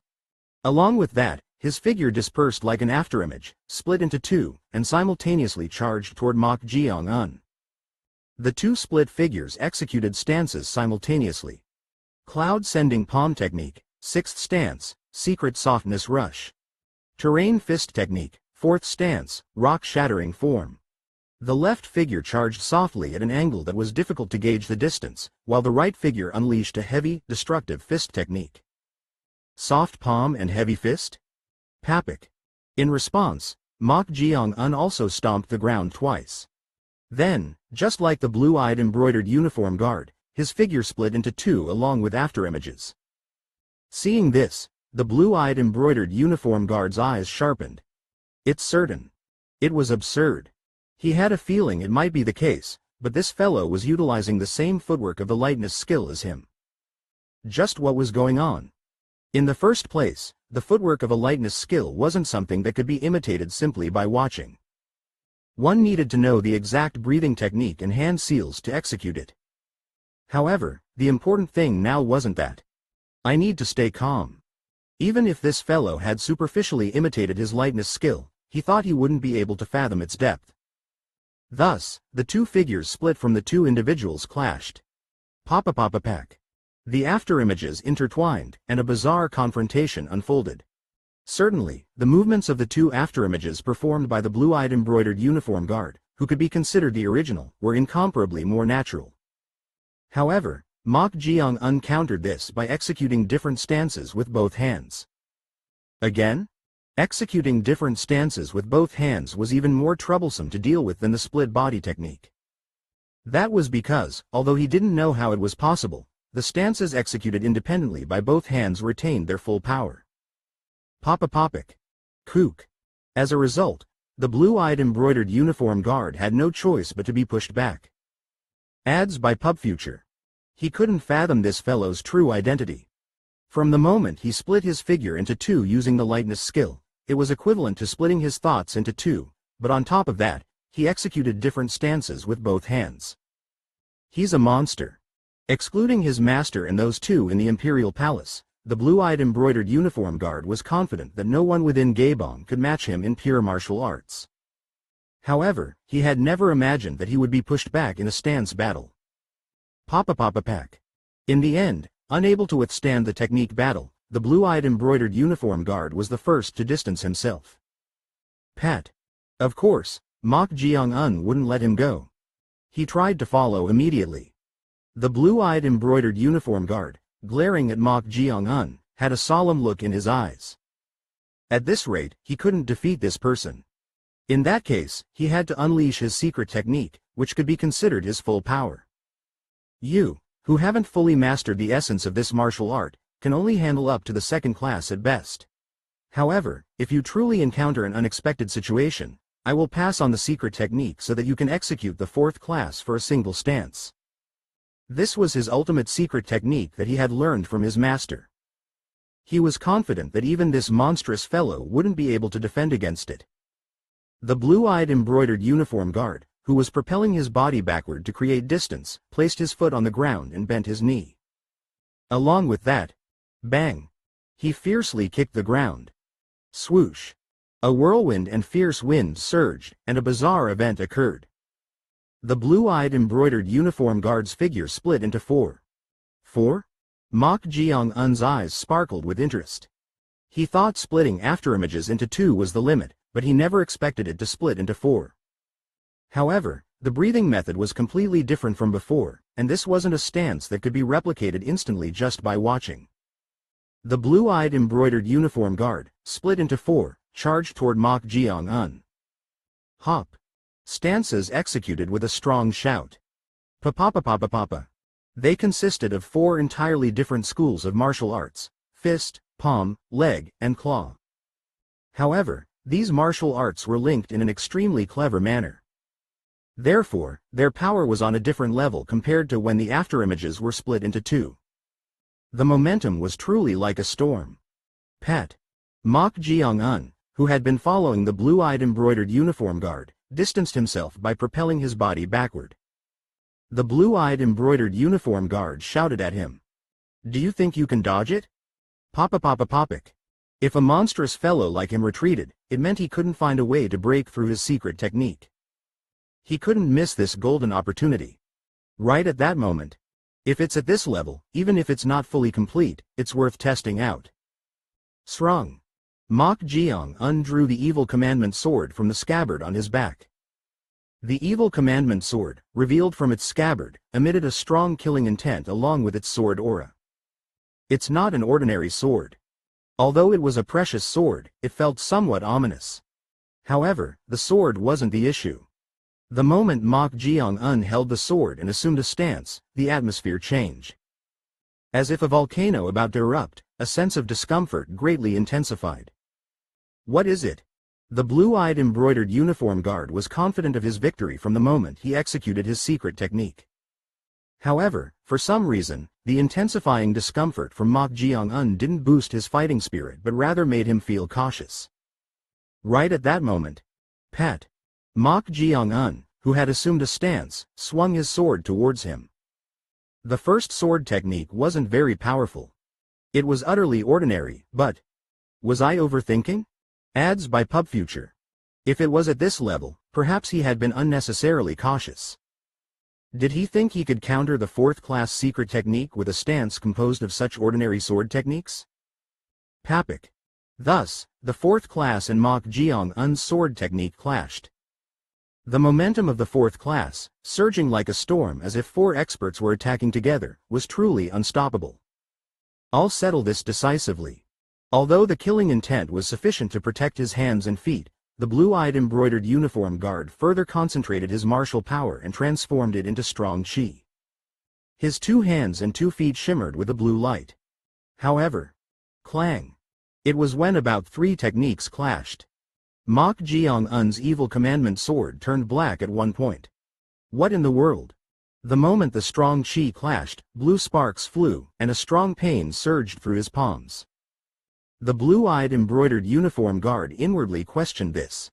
He didn't know what this black, ominous energy on the sword was, but it was distorting his strong chi with each clash. However, that wasn't the only problem. Cha-cha-cha-cha-chong. The sword techniques in a single stance exceed 6? The sword techniques contained in Mok Jeong's sword stance went beyond common sense. Instead of transitioning to the next stance, the sword techniques continued to unfold, creating trajectories that were completely unexpected. And as the trajectories increased, cha-cha-cha-cha-chong. No way. The power of the stance was rising. Clearly, at the moment of clashing with the stance, there were several flaws visible. However, as the trajectories increased, let alone flaws in the sword technique, it was difficult to find even a gap. A sword technique that grew stronger and more perfect with each clash. Just what kind of swordsmanship was this? Cha-cha-cha-cha-chong. It was the moment when the sword techniques exceeded 17. 3 of the afterimages executing the fourth-class stance dispersed, and only 1 figure intensified. In that instant, Mok Jeong's sword thrust towards the blue-eyed embroidered uniform guard's brow. His pupils trembled wildly at this. I can't block it. The sword aimed to pierce his brow without giving him a chance to react. Numerous memories flashed through the blue-eyed embroidered uniform guard's mind like a kaleidoscope in the face of death. Was this how he was going to die? Right at that moment, Pock. The sword, thrusting towards his brow with tremendous momentum, suddenly stopped. Just before it touched his forehead. Drip. However, as if it couldn't completely extinguish the momentum, blood flowed from a scratch on the blue-eyed embroidered uniform guard's brow. Gulp. As the sword stopped right before his death, the blue-eyed embroidered uniform guard unknowingly swallowed his saliva. Why did it stop? He couldn't understand it at all. The blue-eyed embroidered uniform guard finally asked, "Why did you stop?" To his question, Mok Jeong smiled nonchalantly and replied, "I almost left a scar on your face." Scar? Yes, I thought your face needed to be as intact as possible if I were to skin it. But unfortunately, a scratch appeared. Well, I guess this much is fine. Shudder. At Mok Jeong's words, the blue-eyed embroidered uniform guard felt a chill run down his spine, finding it absurd. The reason he stopped the sword was to avoid leaving a scar on his face? Was he really planning to skin his face? Are you out of your mind? Swish. At that moment, the evil commandment sword's blade moved towards the blue-eyed embroidered uniform guard's neck. The black, ominous killing intent seemed ready to sever his neck at any moment. Titans of tech. The billion-dollar brands shaping our future from 90s teen films to now. 9 iconic actresses. I said your face needs to be intact, but I never said I wouldn't kill you. So calm down. Quote. At Mok Jeong-un's threat, the blue-eyed embroidered uniform guard was at a loss for words. It was a complete defeat. He was no match for this monstrous fellow. Even with the secret technique he had learned from his master, he couldn't possibly win against this opponent. Perhaps the outcome had been determined from the beginning. The blue-eyed embroidered uniform guard, looking down at the evil commandment sword touching his neck, asked, "Since I'm going to die anyway, tell me." "Tell you what?" "That sword technique that broke the 4th class. What is its name?" "Ah, this sword technique?" "Yes." He wanted to know at least this one thing. Since it surpassed the secret technique his master had taught him, it must be a renowned sword technique. However, unexpected words came out of Mok Jeong-un's mouth. What should I do about this?" "What do you mean? What are you saying?" "I've only created one stance so far, so I haven't named the sword technique yet." What did you say?" Upon hearing those words, the blue-eyed embroidered uniform guard's mind momentarily went blank. What did he just hear? He thought this exquisite and peerless sword technique must be a renowned and extraordinary swordsmanship. But this fellow said he had personally created it? It was even absurd. Just what kind of being had he faced? How could he claim to have created such an incredible sword technique himself? "I can't believe it, you created this peerless sword technique? Do I have a reason to lie to someone I'm about to kill?" Single quote, exclamation mark, exclamation mark, exclamation mark, exclamation mark, exclamation mark, single quote. At Mok Jeong-un's words, the blue-eyed embroidered uniform guard was rendered speechless. If what this fellow said was true, it was even more terrifying. It meant he had not only faced a monster with innate martial talent but one with the qualifications of a grand master and had been defeated. Does such a person really exist? He was genuinely astonished. To think he would face a monster capable of creating martial arts himself. The face of the blue-eyed embroidered uniform guard, who had been in despair and felt a sense of futility due to his defeat, gradually relaxed. He even felt somewhat fortunate.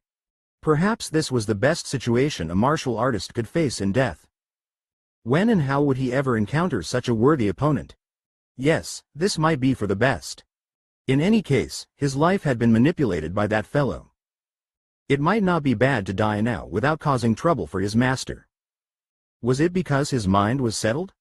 The blue-eyed embroidered uniform guard spoke to Mok Jeong-un with a serene face. "I have no more regrets. Kill me." Ho. At his words, interest flashed in Mok Jeong-un's eyes. He had met countless people, but he had never encountered someone who truly settled everything and accepted death in the face of it. Yet, this person was genuinely accepting his death with a clear mind. He was truly a unique individual. "Hurry up and kill me." The blue-eyed embroidered uniform guard spoke again. Mok Jeong-un, who had been staring intently at him, opened his mouth. "It's nice that you're being clean about it, but can I ask you one thing before I kill you?" To this question, the blue-eyed embroidered uniform guard replied firmly. "Just because I've cleanly accepted my defeat doesn't mean I have an obligation to tell you everything about myself. So kill me." This was his last shred of dignity. And in any case, he knew what the fellow would ask. It would be something like why he, 1,000-men commander of the Imperial Palace, was a blue-eyed person from the western regions. He didn't want to argue about such things until the moment of his death. However, contrary to his expectations, completely different words came out of Mok Jeong-un's mouth. "Is that so? That's quite a shame. I was curious as to why you have something like a bug in your stomach." Single quote, exclamation mark, exclamation mark, exclamation mark, exclamation mark, exclamation mark, single quote. The moment he heard those words, the eyes of the blue-eyed embroidered uniform guard, who had been prepared for death, widened. Just what was this fellow? Chapter 222, Mixed-Blooded, 3. Just because I've cleanly accepted my defeat doesn't mean I have an obligation to tell you everything about myself. So kill me. Is that so? That's quite a shame. I was curious as to why you have something like a bug in your stomach. Single quote, exclamation mark, question mark, single quote. At Mok Jeong-un's words, the blue-eyed embroidered uniform guard's eyes widened. How does he know about that? This was something even his master didn't know. How much had he been manipulated by that fellow because of this, unable to say anything even to his master? Even if he wanted to speak, he couldn't do anything because of the thing in his stomach. That was because there was a prohibition that prevented him from even mentioning it. How did he find out? Even if he wanted to tell someone about this fact, he couldn't do anything due to the prohibition. The moment he mentioned it even slightly with his own mouth, the thing in his stomach would destroy his danjon, and on top of that, it would drive him to his death. At that moment, Mok Jeong-un, who had been observing him intently, spoke. It seems I'm right. Quote. The blue-eyed embroidered uniform guard couldn't give any answer to Mok Jeong-un's words. He didn't know if saying yes or no would be a problem, but even a slight mistake could lead to his danjon being destroyed, so he had to be cautious. He hoped this person would dig deeper into this matter. Quote. Your expression looks like you're desperate to say something but forcibly holding back. At Mok Jeong-un's words, the blue-eyed embroidered uniform guard's face brightened. It seems I'm right? He was truly a clever fellow. Although he despised showing his face to others, at this moment, it seemed he needed to make the most of his expressions. Judging by his reaction, it really seems to be the case. Chung Ryong said to Mok Jeong-un. Mok Jeong-un nodded and replied through voice transmission. It appears so. To think there's a bug inside his body. It seems to be a real poison GU. A real poison GU? The method of creating a poison GU is extremely vicious. Dozens or hundreds of poisonous creatures are put into a jar, and the lid is not opened until only one survives. The worst one that survives is called a poison GU. When Mok Jeong-un said it was a real poison GU, he meant a proper venomous insect, similar to Guso-wa, born by trapping the vengeful spirits of Corpse Blood Valley and having them devour each other, rather than a methodical issue. Of course, Chung Ryong also understood Mok Jeong-un's words correctly. Then, is there really a poison GU inside this Western region fellow's stomach? Yes, it's definitely there. It was clearly visible to Mok Jeong-un's right eye, which had opened the power of the third eye. Of course, he hadn't realized this from the beginning. He had opened the power of the third eye to observe the breathing technique of the blue-eyed embroidered uniform guard's lightness skill, but he discovered another chi condensed in his stomach. A poison GU, which feeds on blood and chi within the body, was a living being, so it possessed a distinctly different chi compared to ordinary insects. It's surprising to think there was someone who could actually handle a poison GU. That's right, I've heard from grandfather and read about it in the Southern Barbarian Poison Book, but this is my first time seeing one actually inside a person's body. Interest flashed in Mok Jeong-un's eyes. His interest was exceptional when it came to poisons and medicinal ingredients, as he was knowledgeable about them. Especially if it was a poison he had only read about in books and had never seen in person, his interest was even greater. Should a poison GU, which is a type of poison, be considered an addiction? It can be considered an addiction. However, I've heard that a poison GU is closer to a means of restraining others rather than just serving as a poison. A means of restraint? Yes, this type of poison GU implanted inside the body doesn't come as a single one but as a pair. A pair? As he was puzzled, Mok Jeong-un spoke to the blue-eyed embroidered uniform guard. Even if you're under a prohibition, nodding or shaking your head won't cause a major problem, so stop making expressions. Quote. At Mok Jeong-un's words, the blue-eyed embroidered uniform guard frowned, feeling embarrassed. Paying no heed to his reaction, Mok Jeong-un continued. Is it a poison GU? Ah. Ads by PubFuture. At that question, the blue-eyed embroidered uniform guard nodded with trembling eyes. He had never been able to tell anyone, but he never dreamed that someone would appear who could accurately identify the existence of this poison GU inside his body. Seeing his brightened expression, Mok Jeong-un continued. It's unlikely that you would put something like this inside your body voluntarily, so someone must have forcibly inserted it, right? Quote. The blue-eyed embroidered uniform guard nodded at that question. Then, regardless of your own will, you're following the orders of the one who put the poison GU inside you. Quote. The blue-eyed embroidered uniform guard nodded. Mok Jeong-un, who had been staring intently at him, became lost in thought for a moment and then asked, "Is it someone inside the imperial palace?" The blue-eyed embroidered uniform guard nodded. It was like playing 20 questions, but so far, there were no answers. "Is it someone in a high position?" The embroidered uniform guards nodded at that question.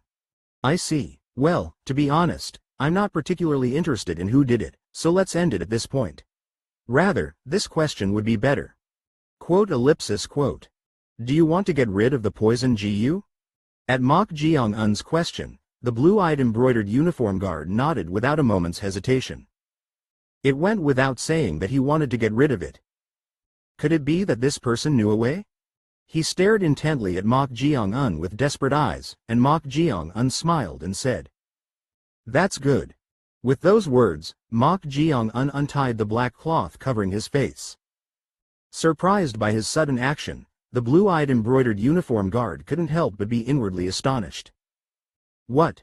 Although his voice sounded somewhat young, he thought that someone with the martial prowess to create a peerless sword technique would have a certain age. However, this face didn't look like he had even reached his 20s. The blue-eyed embroidered uniform guard asked with an absurd expression. "You, don't tell me you're not even in your 20s? No, I'll be 18 soon, but for now, I'm still 17. Huh. It was unbelievable. He was only 17 years old? Was he saying that he had been overwhelmed in martial arts by such a young fellow? He was at a loss for words. As he looked at Mok Jeong-un, who was younger than he expected, with bewilderment, the blue-eyed embroidered uniform guard suddenly had a question. Why did this fellow reveal his face? As he was puzzled, Mok Jeong-un spoke. "I'll give you a choice." "A choice?" "Yes, even if you die here, you probably won't feel particularly wronged since you've already accepted death, but should I say I'm giving you an opportunity?" "Giving me an opportunity? What on earth are you talking about?" "It's simple. If you help me with what I'm trying to do, I'll help you remove the poison GU from your body." Single quote exclamation mark question mark single quote. At Mok Jeong-un's words, the blue-eyed embroidered uniform guard momentarily hesitated. This fellow was literally proposing a deal to him. He said he would help me remove the poison GU? The blue-eyed embroidered uniform guard's mind became complicated in an instant. He couldn't do anything, not even tell his master the truth because of the poison GU. However, if he could just remove this, the situation would change. Wasn't this the moment he had longed for? However, what if it's a lie? In the first place, this proposal itself was no different from blackmailing him by holding his weakness. Moreover, what if this fellow's words were false? Could he really remove the poison GU? That fellow said even Wada or Pyunjak couldn't remove the poison GU. So how could this fellow eliminate it? His mind gradually filled with doubts.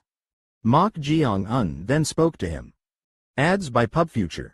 You're suspicious, aren't you? Do you think I can trust your words as they are? The poison GU attached inside the body isn't a single one but a pair. There's a parasitic type in the host's body and a commanding type that controls it. The parasitic type is thoroughly controlled by this commanding type, and if it tries to cause harm, it will harm the host itself. Am I wrong? At these words, the blue-eyed embroidered uniform guard's eyes trembled. It was too accurate to deny. It was almost the same as what that fellow had said. Don't act rashly. I'm warning you in advance, as long as the commanding type is with the headquarters, you must faithfully follow the headquarters' orders. Nash. Just recalling it made his teeth grind. But what was this fellow's true identity? Not only did he possess monstrous martial talent befitting a Grand Master despite not even being in his 20s, but he was also quite knowledgeable about poisons? You're willing to die anyway, so it's ridiculous to hesitate when given such an opportunity. Let me help you make that choice quickly. What? Count to 5 precisely. Grip. With those words, the blade of the evil commandment sword pressed against the blue-eyed embroidered uniform guard's neck. With an ordinary sword, it wouldn't cut or slice unless it was drawn, but just by touching the blade, it stung, and blood flowed. It didn't seem like an ordinary sword. At that moment, Mok Jeong-un began counting. 1. Wait a moment. 2. He had no intention of listening. Moreover, he was counting at an extremely fast pace. 3. In an instant, the blue-eyed embroidered uniform guard became even more conflicted. If he didn't accept this fellow's proposal, he would lose his life here. No, come to think of it, he was already in danger of dying at this fellow's hands. It was just that one more path had opened up. 4. Now there was only one number left. The blue-eyed embroidered uniform guard, grasping his head that felt like it would explode, spoke to Mok Jeong-un, who was about to open his mouth. "I'll do it." Swish, srung. As soon as he finished speaking, Mok Jeong-un removed the sword from his neck and sheathed it into the scabbard. Cold sweat beaded on the blue-eyed embroidered uniform guard's forehead. In a brief moment, he had been consumed by countless worries as if time had stopped. However, he concluded that if he was going to die anyway, he might as well take a risk. Mok Jeong-un smiled and said to him, "It was much easier to choose, wasn't it?" "Huh, easy?" It was unbelievable. What was easy about putting his life on the line? The young fellow was more vicious than he looked. However, there was no point in arguing about it. Taking a deep breath, he asked, "So what is this task?" At this question, Mok Jeong-un approached Song-ah, the daughter of the Hongbong meat craftsman, who had been watching them with a confused expression. Startled by Mok Jeong-un suddenly approaching her, she asked, "Why are you doing this? Just close your ears for a moment." "Pardon?" Tatatap. Mok Jeong-un quickly pressed her acupuncture points. However, she didn't particularly faint or anything. Mok Jeong-un said something to her. "Huh, the S sound?" But she couldn't hear Mok Jeong-un's voice. Seeing her bewildered expression, Mok Jeong-un smiled brightly, gestured for her to wait a moment, and approached the blue-eyed embroidered uniform guard, saying, "As a 1,000-men commander, you hold a senior 5th-rank official position, so you must have a fairly high rank within the embroidered uniform guards, right? It's a mid-level executive position. It's not a position with decision-making authority over anything. Can't get enough Bridgerton? Re-watch the hottest scenes here. Behind palace doors. How William and Kate's marriage has evolved. You shouldn't try to downplay it from the start. I haven't even properly made the proposal yet." Quote. As he fell silent, Mok Jeong-un continued. "Then, let's start with the most difficult proposal first." "The most difficult?" "Yes, I'd like you to help someone escape from the underground golden jade of the imperial palace." "Is that possible?" Single quote exclamation mark question mark single quote. As soon as he finished speaking, the blue-eyed embroidered uniform guard's eyes widened. He had expected a troublesome proposal, but something entirely unexpected had come out. "What are you saying?" "It's exactly as you heard. I asked if you could bring out the person I want from the underground golden jade of the imperial palace." Mok Jeong-un smirked at him.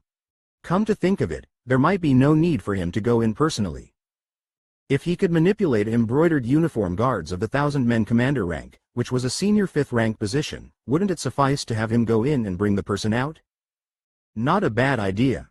Chung Ryong also agreed with Mok Jeong-un's thought. If there were other options, there was no need to take unnecessary risks.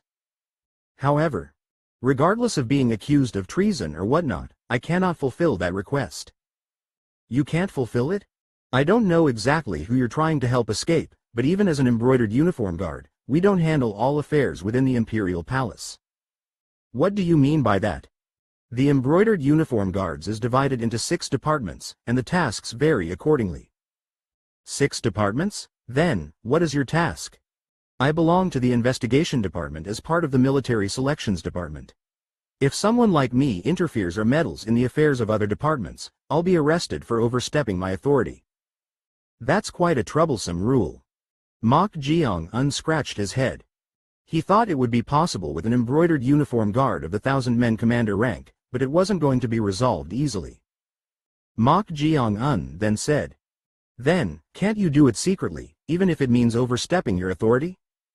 At this question, the blue-eyed embroidered uniform guard let out a hollow laugh and said, "Does the imperial palace seem that lax to you?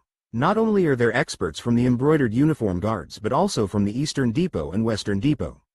The underground golden jade of the Imperial Palace is guarded by the Golden Jade Horse troops in addition to the embroidered uniform guards. It's virtually impossible for me alone to secretly infiltrate such a place and help someone escape.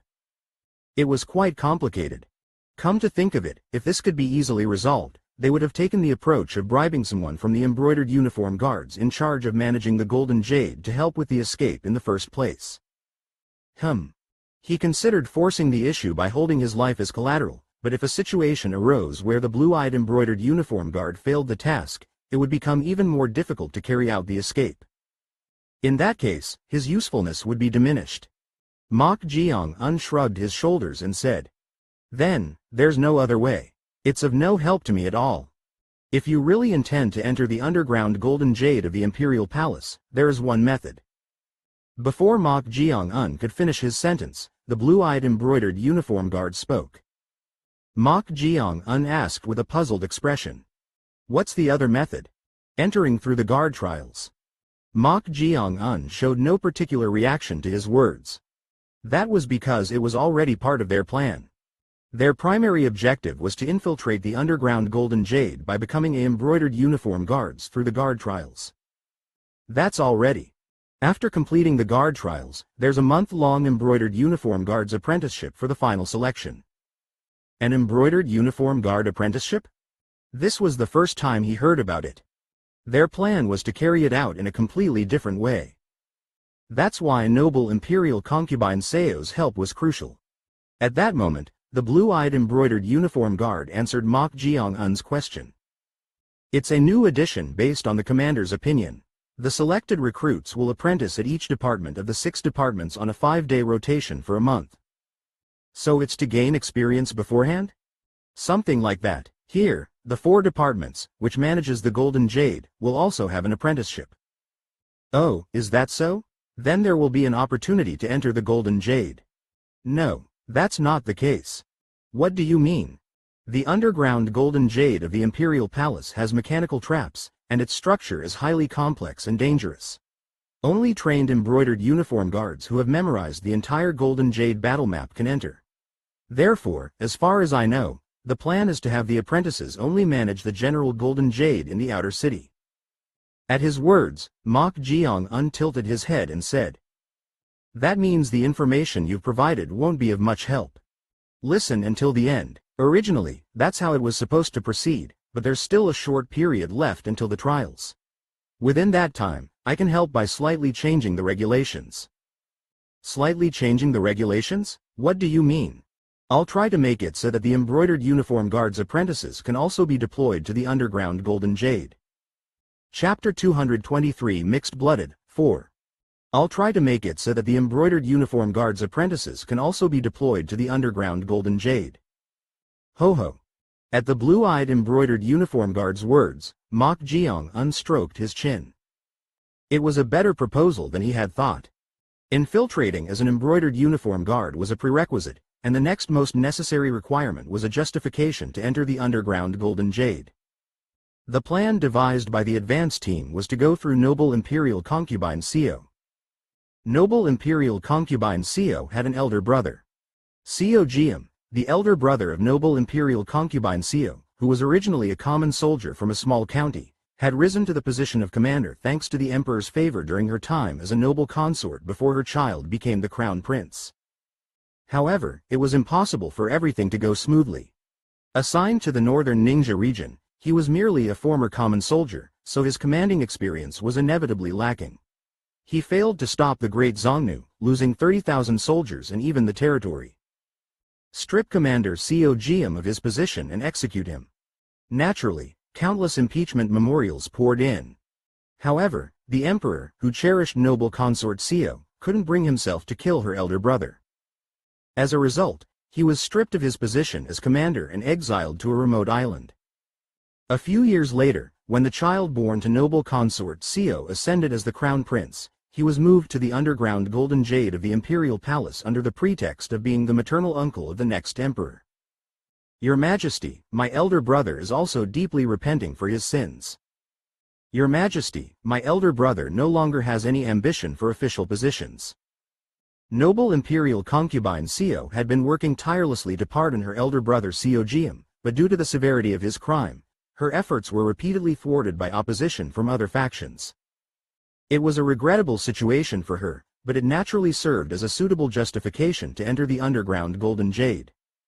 Attempt to visit the underground Golden Jade accompanied by noble imperial concubine Seo and rescue the imprisoned guardian of the Fire Faith Order. That was the original plan and had the highest probability of success. However, if another method of infiltration emerged here, there would be no need to persuade noble imperial concubine Seo or fulfill her unnecessary demands. It can avoid troublesome situations, but at this point, Mok Jeong-un had to take another step further. It was because, in addition to the secret mission from the society leader, there was also a confidential order from the Shadow Clan Master. If the escape is successful, seize the Guardian again. As a member of the Fire Faith Order, the Shadow Clan Master had given Mok Jeong-un a confidential order. This was currently a very contradictory situation. To become the fourth disciple of the society leader, he needed to safely rescue the Guardian, and through this, he could approach the society leader. However, if he failed the mission, that opportunity would be lost. Mok Jeong-un continued to ponder over this. If he ignored the Shadow Clan Master's confidential order without any countermeasures, he would surely become enemies with him. That would lead to another troublesome situation. What should I do? However, now that there were two routes to infiltrate the underground Golden Jade, there was room to devise something along the way. After staring intently at the blue-eyed embroidered uniform guard, Mok Jeong-un seemed to have sorted out his thoughts and spoke with a slight smile. All right, let's accept that proposal. Is this enough? No, of course, this alone is insufficient. In the end, I'll be the one taking the risk of entering the underground Golden Jade. Then what do you want? Naturally, you'll have to cooperate with me until I accomplish that. Cooperate with you? Yes. That much should be done to balance the scales, don't you think? Quote. Although he was inwardly dissatisfied with Mok Jeong-un's words, the blue-eyed embroidered uniform guard had no choice but to silently accept them since he was not the one holding the reins. The blue-eyed embroidered uniform guard nodded and said, "Fine, then." The blue-eyed embroidered uniform guard silently glanced at his abdomen. Mok Jeong-un chuckled and said, "If the task is completed without incident, I'll remove the poison GU for you." What? Is this your first time making a deal? Have you ever seen someone pay the price before receiving the goods? Ads by PubFuture. The blue-eyed embroidered uniform guard, who had been clenching his fists and trembling, finally let out a long sigh and replied.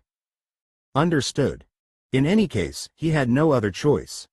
Although it was close to a gamble, he had to hope that the fellow would keep his promise. Well then, now that the deal is made. Step. Mok Jeong-un approached Song-ah, the daughter of the Hongbong-mi craftsman, to release her acupuncture points. The blue-eyed embroidered uniform guard, watching Mok Jeong-un, suddenly seemed to remember something and spoke. Can I ask you one thing? Go ahead and ask. Mok Jeong-un readily agreed as if it didn't matter. The blue-eyed embroidered uniform guard then asked. Do you happen to have the surname Jin? The surname Jin? Yes. At his question, Mok Jeong-un shrugged his shoulders and shook his head. No. Then is it the surname So, Shao, or? All sorts of surnames are coming up. It's the Mok family. The Mok family? Ah. At Mok Jeong-un's answer, the blue-eyed embroidered uniform guard's eyes trembled. He had asked out of curiosity, but it wasn't the case. That meant he had truly learned it just by observing his martial arts. He was truly a monstrous fellow. Well, one had to be at this level to be considered to have the talent of a true grandmaster. The blue-eyed embroidered uniform guard clicked his tongue and said, You really stole and learned the lightness skill. Ah, that lightness skill? It was quite useful. May I ask the name of the footwork? You have no conscience after taking someone else's technique. I'm asking because you acknowledged it. At those words, the blue-eyed embroidered uniform guard hesitated for a moment before speaking. Wind Cloud, no, Wind God Step, 1. Wind God Step? The Wind God, it's an arrogant name, but it suits it in a way. At Mok Jeong-un's evaluation, the blue-eyed embroidered uniform guard inwardly apologized to his master. "I'm sorry, I had no choice." Originally, the true name of the footwork was Wind Cloud Step. However, he couldn't accurately reveal the details of the lightness skill, so he changed the name. At that moment, Mok Jeong said, "Since we've already exchanged one thing, can I ask one more question?" "What is it?" "I heard that people from the western regions have brown or blonde hair. But your hair is black. Did you dye it with ink or something?" As expected. At this question, the blue-eyed embroidered uniform guard's eyes sharpened. As expected, this fellow was no different from others. Judging by how he suddenly showed interest in his unique appearance, which differed from others. However, single quote exclamation mark question mark single quote. When he unintentionally looked at Mok Jeong with disappointment, contrary to the question he had asked, he had a dry and indifferent expression, as if he had no particular feelings. What? Was it truly a question out of pure curiosity? Looking at the look in Mok Jeong's eyes, it was neither more nor less than that. It seemed quite different from other people. He even remembered the look in his master's eyes when he first saw him. Come to think of it, that fellow had shown no particular reaction upon seeing his face. It was no different from how ordinary people looked at him. Ads by PubFuture. Because of that, he felt strange. Single quote ellipsis single quote. He was truly a peculiar fellow. In this case, he would have normally ignored it, but this time, he answered. "It's because I'm mixed blood." His mother was from the Central Plains, while his father was from the Western regions. As a result, he was born different from both the people of the Western regions and the Central Plains, resenting his parents throughout his life. Mixed blood? Ah, I see, so that's why. However, that was all there was to Mok Jeong's reaction. As soon as he heard the answer to his question, he turned his head as if his curiosity had been satisfied. Is that all? The response was so underwhelming that he even wondered if he had been unnecessarily sensitive. Tatatap. Mok Jeong soon released Song Ah's acupuncture points. As the acupuncture points were released and she could hear sounds again, she distanced herself from Mok Jeong with a disgusted face. This was why she didn't want to get close to martial artists. Regardless of her attitude, Mok Jeong paid no heed to it and reached out his hand somewhere. Then, swish. The leather pouch on the ground flew into Mok Jeong's hand. Seeing this, the blue-eyed embroidered uniform guard spoke in a startled manner. "Wait, I need to take that." I said it was not possible. "I also need to take the craftsman's severed hands." At Mok Jeong's words, the blue-eyed embroidered uniform guard pointed to Song Ah and said, "Those aren't the craftsman's hands." What do you mean?" "Exactly as I said, they used a fake instead of the real craftsman." "A fake?" At this, Mok Jeong looked at Song Ah. Song Ah nodded and replied, "The embroidered uniform guard Mr. is correct. The master whose arms were severed is just an ordinary butcher." "An ordinary butcher? Then, could it be that you're also a fake?" At Mok Jeong's question, the blue-eyed embroidered uniform guard said, "That young lady is not a fake." "How do you know whether she's a fake or not, Thousand Men Commander?" "You can tell by looking at her hands." "Hands?" At this, Mok Jeong looked at Song Ah's hands. Every joint of her fingers was peeled to the point where fingerprints were not visible, and there was not a single intact spot. Just by looking at this, one could tell that she was not an ordinary person. My father is the real craftsman. So, in conclusion, I was deceived by the fake one. Yes. She replied in a groveling voice. Oh my. At this, Mok Jeong unclicked his tongue lightly. Then, there was no need to go through the trouble of finding the severed arms. However, there was no need to blame this. Thanks to being deceived like this, a new route to enter the underground Golden Jade had emerged. You could say it was a blessing in disguise. Then, there's no need to take these hands, right? Although it's unfortunate for him, it seems this is the best way to prevent the situation from escalating. That's reasonable. At Song Ah's words, Mok Jeong unthrew the leather pouch he was holding to the blue-eyed embroidered uniform guard. The blue-eyed embroidered uniform guard sighed as he caught it. Kings of the Ring. The 10 best boxers in the world right now. The landlady find bunkers in her garden. Then she understands why if he didn't take this with him, things would get complicated, and that fellow would throw a fit. Talk. Eek. What are you doing? Song Ah, who was suddenly picked up and carried on Mok Jeong-un's shoulder like a sack, was flustered and didn't know what to do. Regardless, Mok Jeong-un paid no attention to her. I can't match the young lady's walking pace. So let's head back quickly. Then, 1,000 men commander, I'll see you later. Mok Jeong-un gave a light bow to the blue-eyed embroidered uniform guard and was about to leave.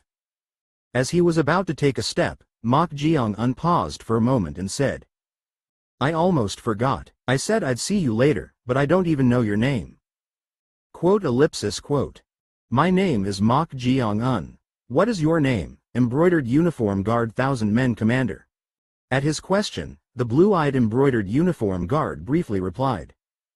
Ma Ra Hyon. Swish swish.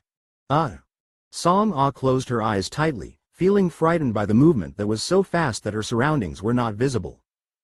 Mok Jeong-un, who had been using his lightness skill, suddenly stopped midway after a short distance. She wondered why, but it was because he had encountered someone along the way.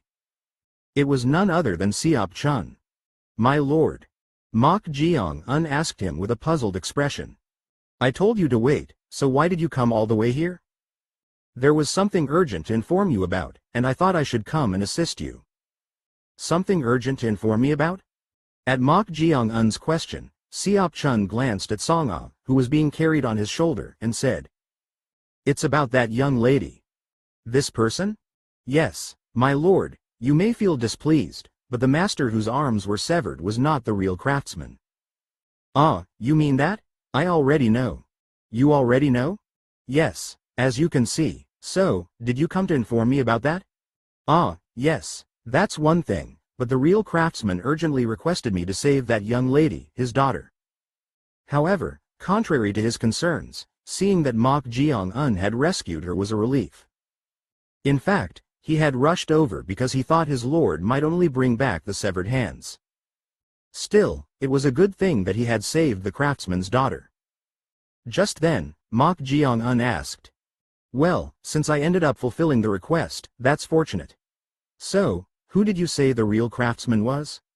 Do you remember the man with a lot of hair who was guiding us? Ah, that person? Yes, he was the real craftsman. At Seop Chun's words, Mok Jeong-un shook his head and suddenly chuckled. Puzzled by his laughter, Seop Chun asked, Why are you laughing? At that question, Mok Jeong-un suddenly put down Song Ah, whom he had been carrying on his shoulder. Song Ah also looked at Mok Jeong-un, unable to understand the situation. Mok Jeong-un then said to her, Perhaps because your work is secretive, deceiving people seems to have become a daily occurrence for you. What do you mean by that? I have an exceptionally good memory. Having a good memory, what does that? Among the hairy man and the butchers there, no one had the same palms as the young lady. Single quote exclamation mark question mark single quote. At these words, Song Ah's expression stiffened, seemingly startled. Mok Jeong-un then placed his hand on her shoulder, smiled brightly, and said, I thought the craftsman who made human skin masks would be a man with some age, but that wasn't necessarily the case. Seop Chun's eyes widened at those words as he looked at Song Ah. My lord, could it be? Yes, it seems this young lady is the real craftsman. Single quote exclamation mark exclamation mark exclamation mark exclamation mark exclamation mark exclamation mark single quote. Chapter 224 Lady Seo, the Imperial Noble Consort, 1. Your Highness, surely not. Yes, it seems this young lady is the real master artisan. At Mok Jeong-un's meaningful words, Song Ah, who had been introduced as the daughter of Master Hong Bong-yuk, stood with a stiff expression before sighing deeply. Phew, it doesn't seem like you'll believe me no matter what I say. That's right, I'm convinced that you're the real master artisan. Mok Jeong-un remembers everything he sees. That's why he also remembers the palms of all the people at Hong Bong-yuk's slaughterhouse. Most of them had calloused and rough hands, but anyone could tell it was from years of working in the slaughterhouse. However, only Song Ah's palms were different. Her unhealthy palms weren't the type that could be formed from slaughtering. They were the kind of palms one could only get from doing delicate work or handling a lot of glue. Mok Jeong smiled and said to her, "Is there any point in trying to deceive me further?" At this, Song shrugged her shoulders and replied, "I suppose not. No one has ever observed my palms this intently before, so I've been properly caught." Seop Chun asked in amazement at her unapologetic attitude, "Are you truly the master artisan, young lady? Why, is it hard to believe that a young woman makes human skin masks?" "That's not what I meant. It was simply unexpected." "Unexpected, huh? Well, I suppose it could be. You might think this kind of work that earns one the title of master should be done by an older, experienced man, but unfortunately, I am that master artisan." Now that she had been exposed anyway, she candidly revealed her true thoughts. Then, looking at Mok Jeong, she said, "I didn't intentionally deceive you. My life has been threatened more than once or twice while doing this work. There have also been many who coveted this technique and tried to forcefully recruit me into their organizations." "It was to protect yourself."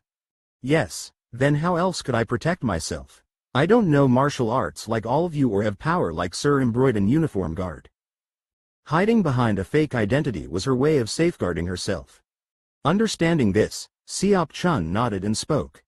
"That's perfectly understandable. Then can you keep my secret?" "Secret?" "Yes, a secret. If my true identity is revealed, I'll be subjected to threats once again." "Ah, of course we'll keep it. Our purpose is simply to commission human skin masks, not to threaten or inconvenience you, young lady." "That's a relief then. I trust you'll also keep this secret, sir?" Song shifted her gaze to Mok Jeong as she asked. Mok Jeong uncrossed his arms, smiled, and replied, "That's not difficult. However, such requests always come with a price, don't they?" "A price? The price is that I'll take on your commission. Something you were going to do originally can't be considered a price." "Huh, then what are you suggesting?" "Personally, I have one favor to ask of you." Ads by Pub Future, a favor? As she echoed back, Mok Jeong approached and whispered quietly in her ear. "I'd simply like to observe how you make the human skin masks, if that's all right." Quote ellipsis. Quote. At Mok Jeong's words, Song scoffed inwardly. She felt like she knew what this man's ulterior motive was. It seemed he wanted to know how she crafted the human skin masks. However, unfortunately, this wasn't something one could imitate just by watching. One had to be born with deft hands, and without knowing her secret methods for producing the necessary chemicals, it would be difficult to even preserve the human skin. Thus, she readily agreed. "Do as you please. Watch all you want. As if that'll allow you to do anything." But then Mok Jeong said, "Thank you for allowing it. And this is just out of simple curiosity, but may I ask you something?" "What is it? Is it possible to directly peel off a person's facial skin and use it as a human skin mask?" "Excuse me? I just thought that would be much more efficient." Single quote exclamation mark question mark single quote. At Mok Jeong smiling and nonchalantly saying something so revolting, a chill ran down her spine. As the sun set, Mok Jeong and his group, having successfully completed the commission for human skin masks and taken a brief rest in the afternoon, were following Jeong, the leader of the advance party, to a certain location. It was a restaurant located not far from the outer palace of the imperial court. Known for its famous fried duck dishes, this large-scale restaurant with a lavish exterior was a high-end establishment frequented by nobles and even imperial family members. Pointing to the restaurant's wall in the distance with numerous lanterns lit, Jeong said, "Yu Bong has likely reserved the entire place." "Reserved the entire restaurant?" "Yes, Her Majesty the Imperial Noble Consort dislikes having her meals interrupted, and the conversation today isn't something that should reach the ears of others." Reserving the entire restaurant meant renting out the whole establishment. As it was such a famous place, it must have cost a pretty penny. Mok Jeong looked at the several dozens of armored soldiers guarding the vicinity of the restaurant's walls and remarked, "There are a lot of guards. This is actually quite normal. If we move just a bit further from the palace, hundreds of guards will accompany her. His Majesty the Emperor's favor is no joke." "Yes, there's that. And given Her Majesty the Imperial Noble Consort status as the mother of the Crown Prince, that level of precaution is taken. That makes sense. Shall we go then? Ah, before that, there's one more thing I must tell you. At Ganyang's words, Mok Jeong unstopped and turned his head. Ganyang then lowered his voice and said, "This matter is extremely important. No matter what Her Majesty the Imperial Noble Consort says, you must not get agitated or respond emotionally." Ads by PubFuture. This was why the excommunicated monk Jeong had been left to stay at the inn. In fact, Jeong was so notorious as one of the three mad ones that he had been separated just in case trouble occurred. However, the one Ganyang was truly worried about was Mok Jeong-un. "I'm worried." He considered the real uncontrollable one to be Mok Jeong-un rather than Jeong. Unlike Mong Mu Yak or Seop Chun from the rear party, he had a tendency to act according to his own will, so Ganyang was concerned he might accidentally provoke Lady Seo. That's why he was reminding him once more. Mok Jeong-un smiled at him as if telling him not to worry and said, "As Ganyang said he'd handle it, I'll simply observe." "I understand." If he could really do that, Ganyang would be truly grateful. With that, they headed towards the restaurant. Upon arriving at the restaurant's main gate, the soldiers guarding it blocked their path. "The entire restaurant has been reserved today, so no meals can be served. Please leave." Ganyang then took out a tile he had prepared from his bosom and showed it to them. The soldiers then bowed their heads as if they had been waiting for it. However, they couldn't pass through just like that. "We will hold onto your weapons for now." "Our weapons?" At his words, Ganyang and OKGI from the advance party handed over their weapons as if they had anticipated it to some degree. On the other hand, Seop Chun, Mong Mu Yak, and the others seemed displeased at having to relinquish their unique weapons, their expressions not very good. However, as they couldn't provoke the Imperial Noble Consort's temper, they had no choice but to hand over all their unique weapons and armaments. "You there, hand over your sword as well." The soldier pointed to Mok Jeong-un's evil commandment sword and spoke. Mok Jeong-un handed the sword's scabbard to the soldier and warned, "I'm telling you this just in case, but don't draw the sword from the scabbard." "What nonsense are you spouting?" "I'm just telling you out of concern." The soldier who received the evil commandment sword's scabbard snorted as if it was absurd. Mok Jeong-un then whispered in the soldier's ear, "It's a cursed sword, so if you carelessly draw it, you'll regret it." "What are you? If you're really curious, you can draw it, but you'll have to deal with the consequences yourself." Quote ellipsis ellipsis ellipsis quote. At the ominous words that seemed to be a threat, the soldier frowned. However, knowing they were Lady Seo's guests, the soldier no longer showed any reaction and stepped aside. Thus, the group who had handed over their weapons entered through the main gate. Inside, the smell of fried duck that had been wafting out from the start, along with various spices, stimulated their appetite even more. "You've arrived." A familiar face was waiting in the front garden of the restaurant. It was Yu Bong, one of the advance party members. He greeted the group, wearing even more makeup than when they parted during the day, appearing like a eunuch. "Her Majesty the Imperial Noble Consort is waiting." At his words, Ganyang carefully asked, "How is Her Majesty the Imperial Noble Consort's mood?" "Ho ho ho, fortunately, as this is a restaurant she greatly enjoys, she is in a good mood." "That's a relief." This was extremely important as the request could go either way depending on the Imperial Noble Consort's mood. "Then please follow me this way." With quick steps, Yu Bong led the group to the VIP room where the Imperial Noble Consort was. In front was a small pond, and before that was a pavilion. Thin ramy fabric curtains hung around the pavilion, and the silhouette of someone presumed to be Lady Seo could be seen inside, along with two shadows thought to be palace maids attending to her. Swish. Mok Jeong-un swept his eyes around. There was a considerable number of hidden presences that couldn't be seen. Around 30 people. They all seemed to be first-rate masters who had cultivated martial arts, qualitatively on a different level from the soldiers outside. And in front of the pavilion were two middle-aged men who appeared to be extraordinary. One was a man wearing black official robes, clean-shaven and with a powdered face like Yu Bong, seeming to be a eunuch. The other middle-aged man was wearing neat gray official robes and had a willow leaf saber at his waist. That eunuch must be Eastern Depot's leader, So Gam. Mok Jeong-un had heard from Ganyang beforehand that there was a eunuch from Eastern Depot who guarded Lady Seo. The head of the Eastern Depot eunuchs was called Palace Eunuch, Tae Gam, Tagum, Tai Jien. Under this Tae Gam were two junior supervisor, So Gam, Sogum, Xiao Jian. Both of these So Gam were said to have mastered the secret martial arts passed down through generations in the imperial palace, and indeed, the aura they exuded was no ordinary matter. However, the other person standing on the left side in a gray official robe was unknown.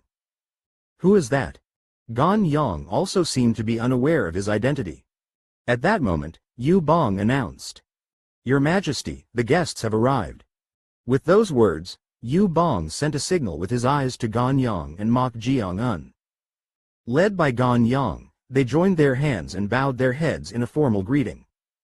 "We pay our respects to Her Majesty the Imperial Noble Consort." Quote ellipsis ellipsis ellipsis quote. As they offered their greetings, Lady Seo, reflected in the curtains, showed no reaction. They had expected a light greeting in return, so this was unexpected. Thus, they all had to remain with their heads bowed. What's going on? According to Yu Bong, Lady Seo was supposedly in a good mood.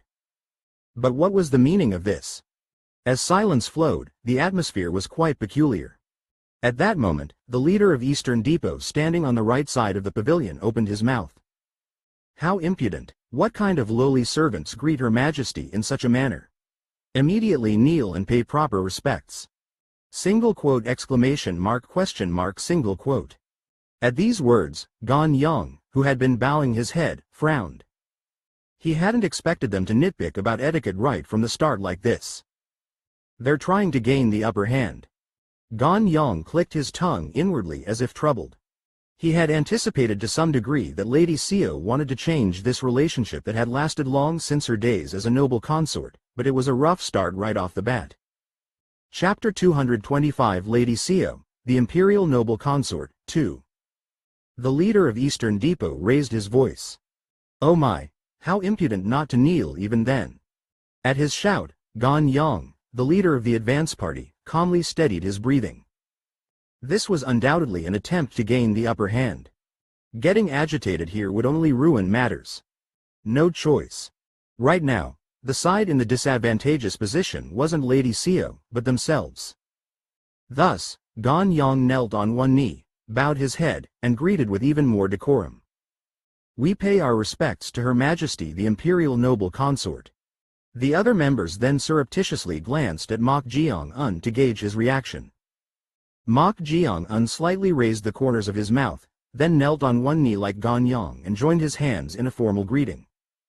Seeing this, the others followed suit and paid their respects. We pay our respects to Her Majesty the Imperial Noble Consort. At their deferential greetings, the leader of Eastern Depot turned his head to look at Lady Seo sitting beyond the curtains. He was seeking her opinion on how to proceed. They could make them fully prostrate to show even more respect, but these were people from the martial world. If they kept provoking them unnecessarily, it could lead to trouble, so they needed to moderate the pressure they applied. Lady Seo lightly raised her hand. The leader then spoke to the kneeling group. Her Majesty has accepted your greetings, so rise. This is different from what I heard. Ganyang clicked his tongue inwardly. According to Yu Bong, who had infiltrated as Eastern Depot eunuch, it was true that Lady Seo had gained absolute power after becoming the Imperial Noble Consort. However, she hadn't forgotten the support from the Heaven and Earth Society all this time, so she would maintain a certain level of propriety. But the current atmosphere was not like that at all. Rather, she seemed intent on thoroughly establishing the hierarchy from the start. As they were currently in the disadvantageous position of needing to make a request, they had no choice but to go along with it for now, but it was increasingly worrying. The guests shall sit at the tables prepared on either side. The leader gestured to the neatly arranged dining tables on both sides. The pavilion could be considered the seat of honor, with the area in front being the lower seats. This is why you don't deal with imperial family members or palace people. Those bastards think they're the center of the world. Chung Ryong spoke in an irritated voice. She had experienced a time when the government and martial world were strictly separate, so she didn't like this situation very much. Of course, Mok Jeong-un didn't seem to mind at all as he quietly went and sat in an empty seat. Once everyone was seated, a voice came from inside the pavilion. "Raise the curtains. Your Majesty, how could I said to raise them?" "As you command." The palace maids inside then lifted the curtains that had been obscuring the interior of the pavilion. This revealed an exquisite feast that made the tables groan under its weight and a beautiful woman wearing red, splendid clothes that exuded dignity and allure. Seop-chun almost let out an exclamation without realizing it. Seeing her breathtaking beauty even though she was over 30, he could understand why the emperor favored her so much. Moreover, as one of the four great evils who held sway over the power of this nation, there was something overwhelming about her presence that seemed to suck you in, along with her beauty. She opened her mouth. "You must be tired from the long journey." Jeong bowed his head and replied, "Not at all, Your Majesty. Rather, we are ashamed to have you meet us in such a humble place." He tried his best to ingratiate himself with her. However, Lady Seo snorted at his words and said, "Enough, this isn't the palace, so there's no need to flatter me with such empty words." "My apologies. How troublesome." He didn't know which tune to dance to.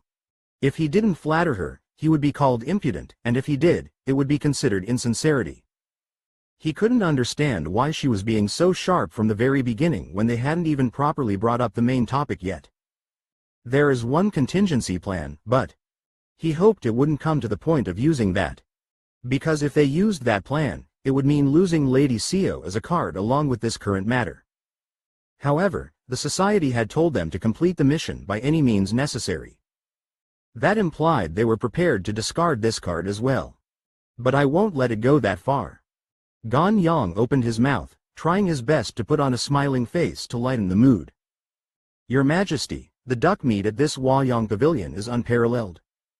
Ads by PubFuture. "I told you there's no need for flattery." Quote. At her words, not only Jeong but all the members of the Heaven and Earth Society had stiff expressions. Anyone could tell Lady Seo's tone was sharp.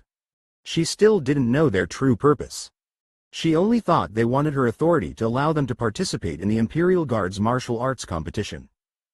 The cunning woman had counter-demanded they send late-stage disciples from the society's main branch in response to this request. The reason was that even in the orthodox martial world, it would lack justification to send late-stage disciples from the old demon sect or renowned martial families to the Imperial Guard's martial arts competition. We agreed to this, so why is she being so sharp? It didn't make sense. However, as he had resolved to endure any humiliation, Jeong spoke without revealing much.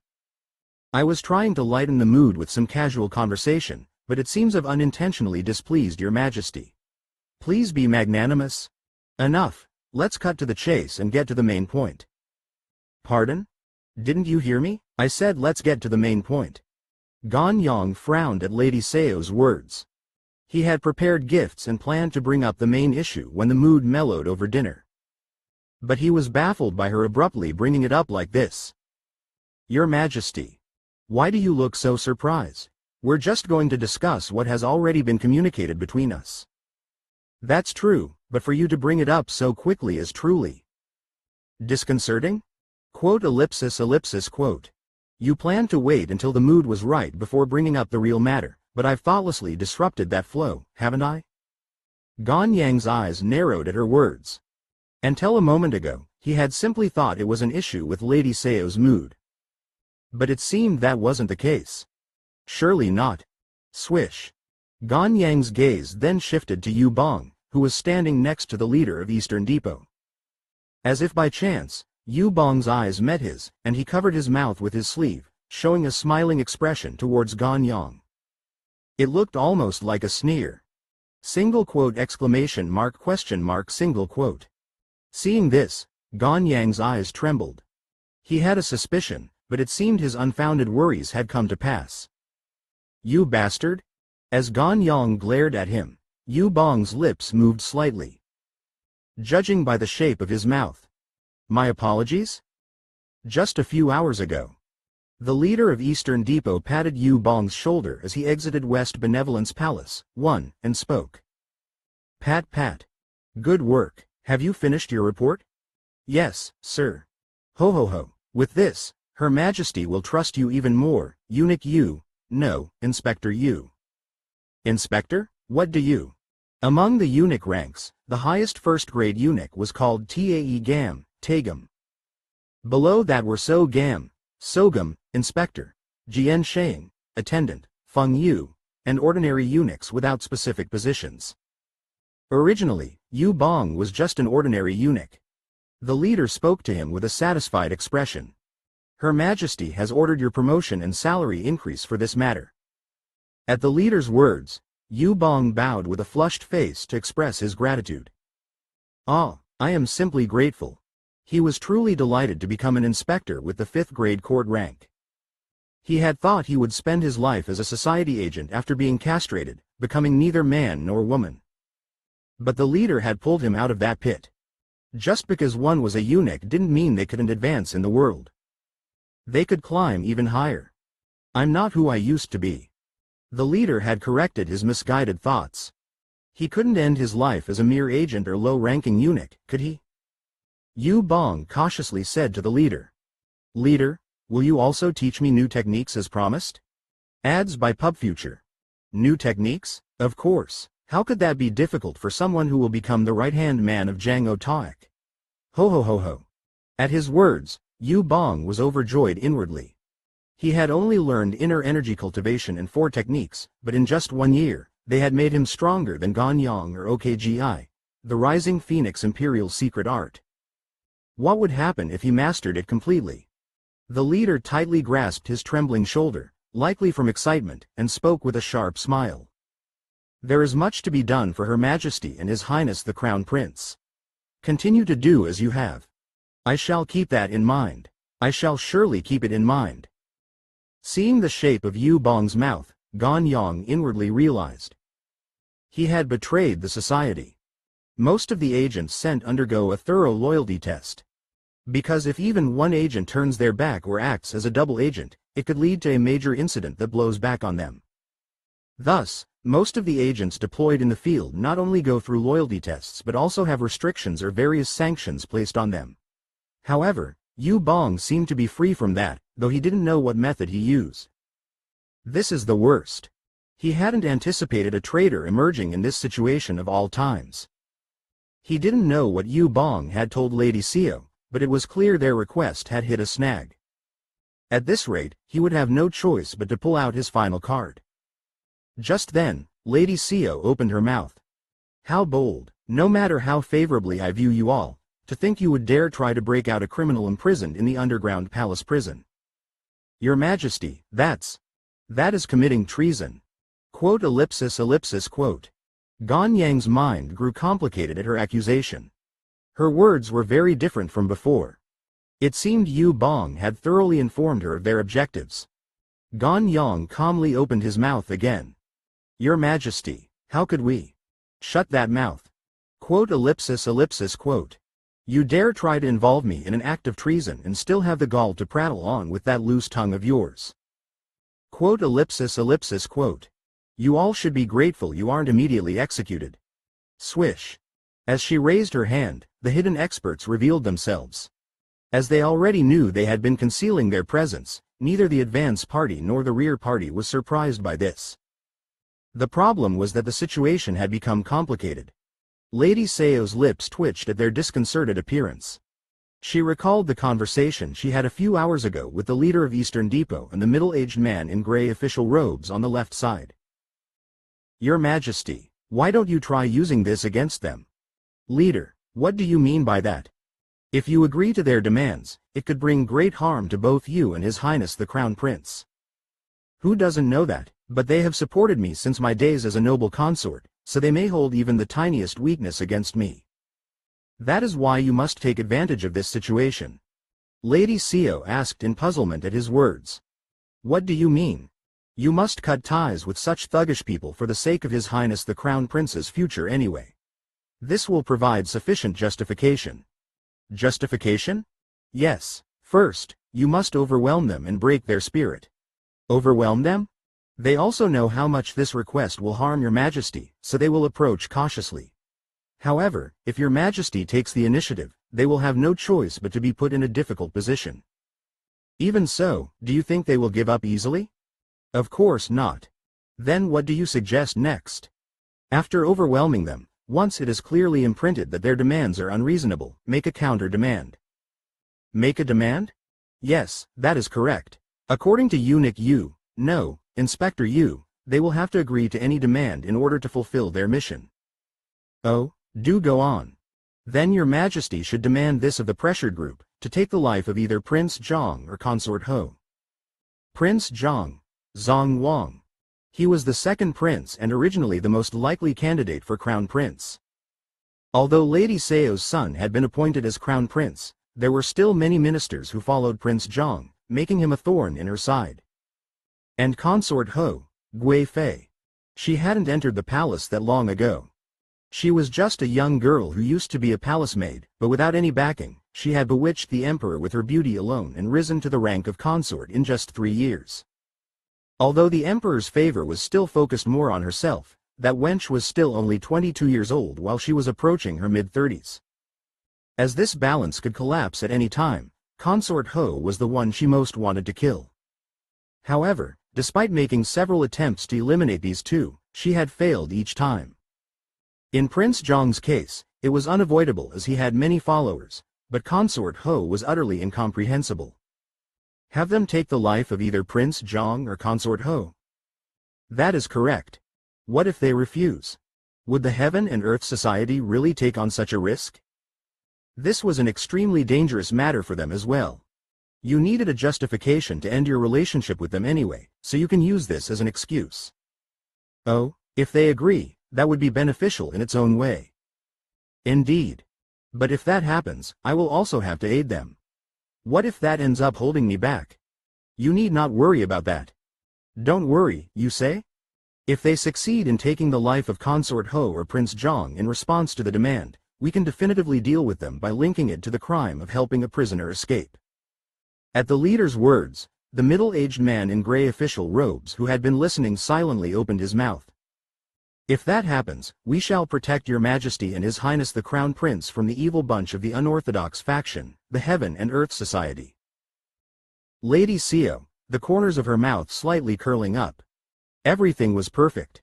She was grateful to the Heaven and Earth Society for supporting her both materially and spiritually in her rise to this position. But this was as far as it went. She knew they had supported her like this to use the crown prince and herself as puppets from behind the scenes. Therefore, she would properly make use of them one last time before discarding them. To that end, she had demanded they send proper late-stage disciples so they couldn't back out even after causing trouble. No matter what, you will all dance in the palm of my hand. Lady Seo sent a meaningful look to the leader of Eastern Depot on her right. It meant to definitively suppress them. The leader slightly nodded his head and likewise signaled with his eyes to the middle-aged man in gray official robes on the left side. The one his eyes pointed to was none other than Mok Jeong-un. The middle-aged man nodded his head and half drew his willow leaf saber from his waist. Sheng. The middle-aged man remembered what Yu Bong, now Inspector Yu, had said. There are no major problematic individuals in the advance party. However, among those who came with the rear party, 2 are the biggest issues. Who are they? Someone named Mok Jeong-un and Mad Monk Ya Jeong. Mad Monk? At those words, the middle-aged man couldn't hide his shock. Mad Monk Ya Jeong was known as one of the 3 madmen, with a notorious reputation. Even for someone like himself, if they fought, it might take several hundred moves before a victor was decided. Ho ho ho, don't worry, we'll make sure Mad Monk Ya Jeong can't come. But Sir Peng, you must definitely suppress the one named Mok Jeong-un. Is he that formidable? Seeing as Mad Monk Ya Jeong follows him, he must be at least a step above him. That's surprising. To think he's a step above that crazy excommunicated monk. However, based on the energy he sensed, Mok Jeong-un was at most only at the pinnacle stage of peak realm. He had heard this man could conceal his martial prowess, but he was a young lad not even in his prime yet, so he doubted if that was true. It was hard to believe a youngling like that was a step above the mad monk. But it doesn't hurt to be careful. Even in the orthodox martial world, there were geniuses called late-stage disciples who boasted tremendous martial arts. He just needed to think of it as fighting against such individuals. No matter how outstanding Mok Jeong-un was, he had experience and years on his side. As long as he wasn't careless, he believed he could sufficiently suppress him. Moreover, if worse comes to worst, I can call for reinforcements. His younger brother was waiting outside as support. Although younger than him and somewhat frivolous in conduct, his brother's martial arts were a step above his own, even though he had taken the path of officialdom. Swish. Then shall we begin seizing the upper hand? The middle-aged man in gray official robes was about to fully draw the half-drawn willow leaf saber. At that moment, Mok Jeong-un chuckled, picked up a piece of fried duck meat from the table with his chopsticks, and put it in his mouth. He then chewed it thoroughly, swallowed with a gulp, and said, "Delicious." Everyone's attention was now focused on Mok Jeong-un. In a situation where things could erupt at any moment, even Lady Seo snorted in disbelief at his nonchalant attitude, as if he was utterly carefree. Was this young man of outstanding appearance the top expert among the late-stage disciples sent by the Heaven and Earth Society that Eastern Depot's Inspector Yu mentioned? The young lad seemed bold, but he didn't seem to grasp the situation. Swish. Lady Seo nodded her head at the middle-aged man in gray official robes. He then fully drew his willow leaf saber and approached Mok Jeong-un while emanating a powerful aura. "How impudent of you when Her Majesty is pressing you."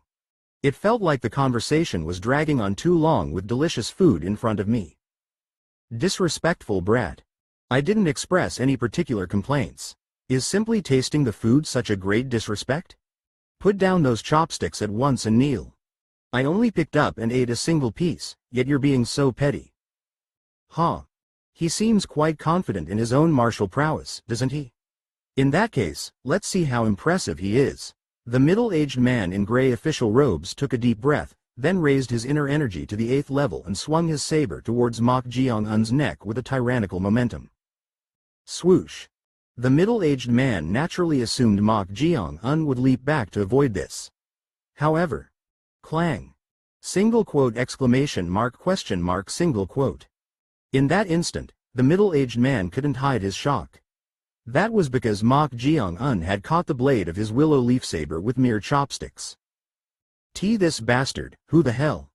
As he was taken aback, Mok Jeong-un looked not at him but at Jeong, the leader of the advance party sitting across from him, and spoke.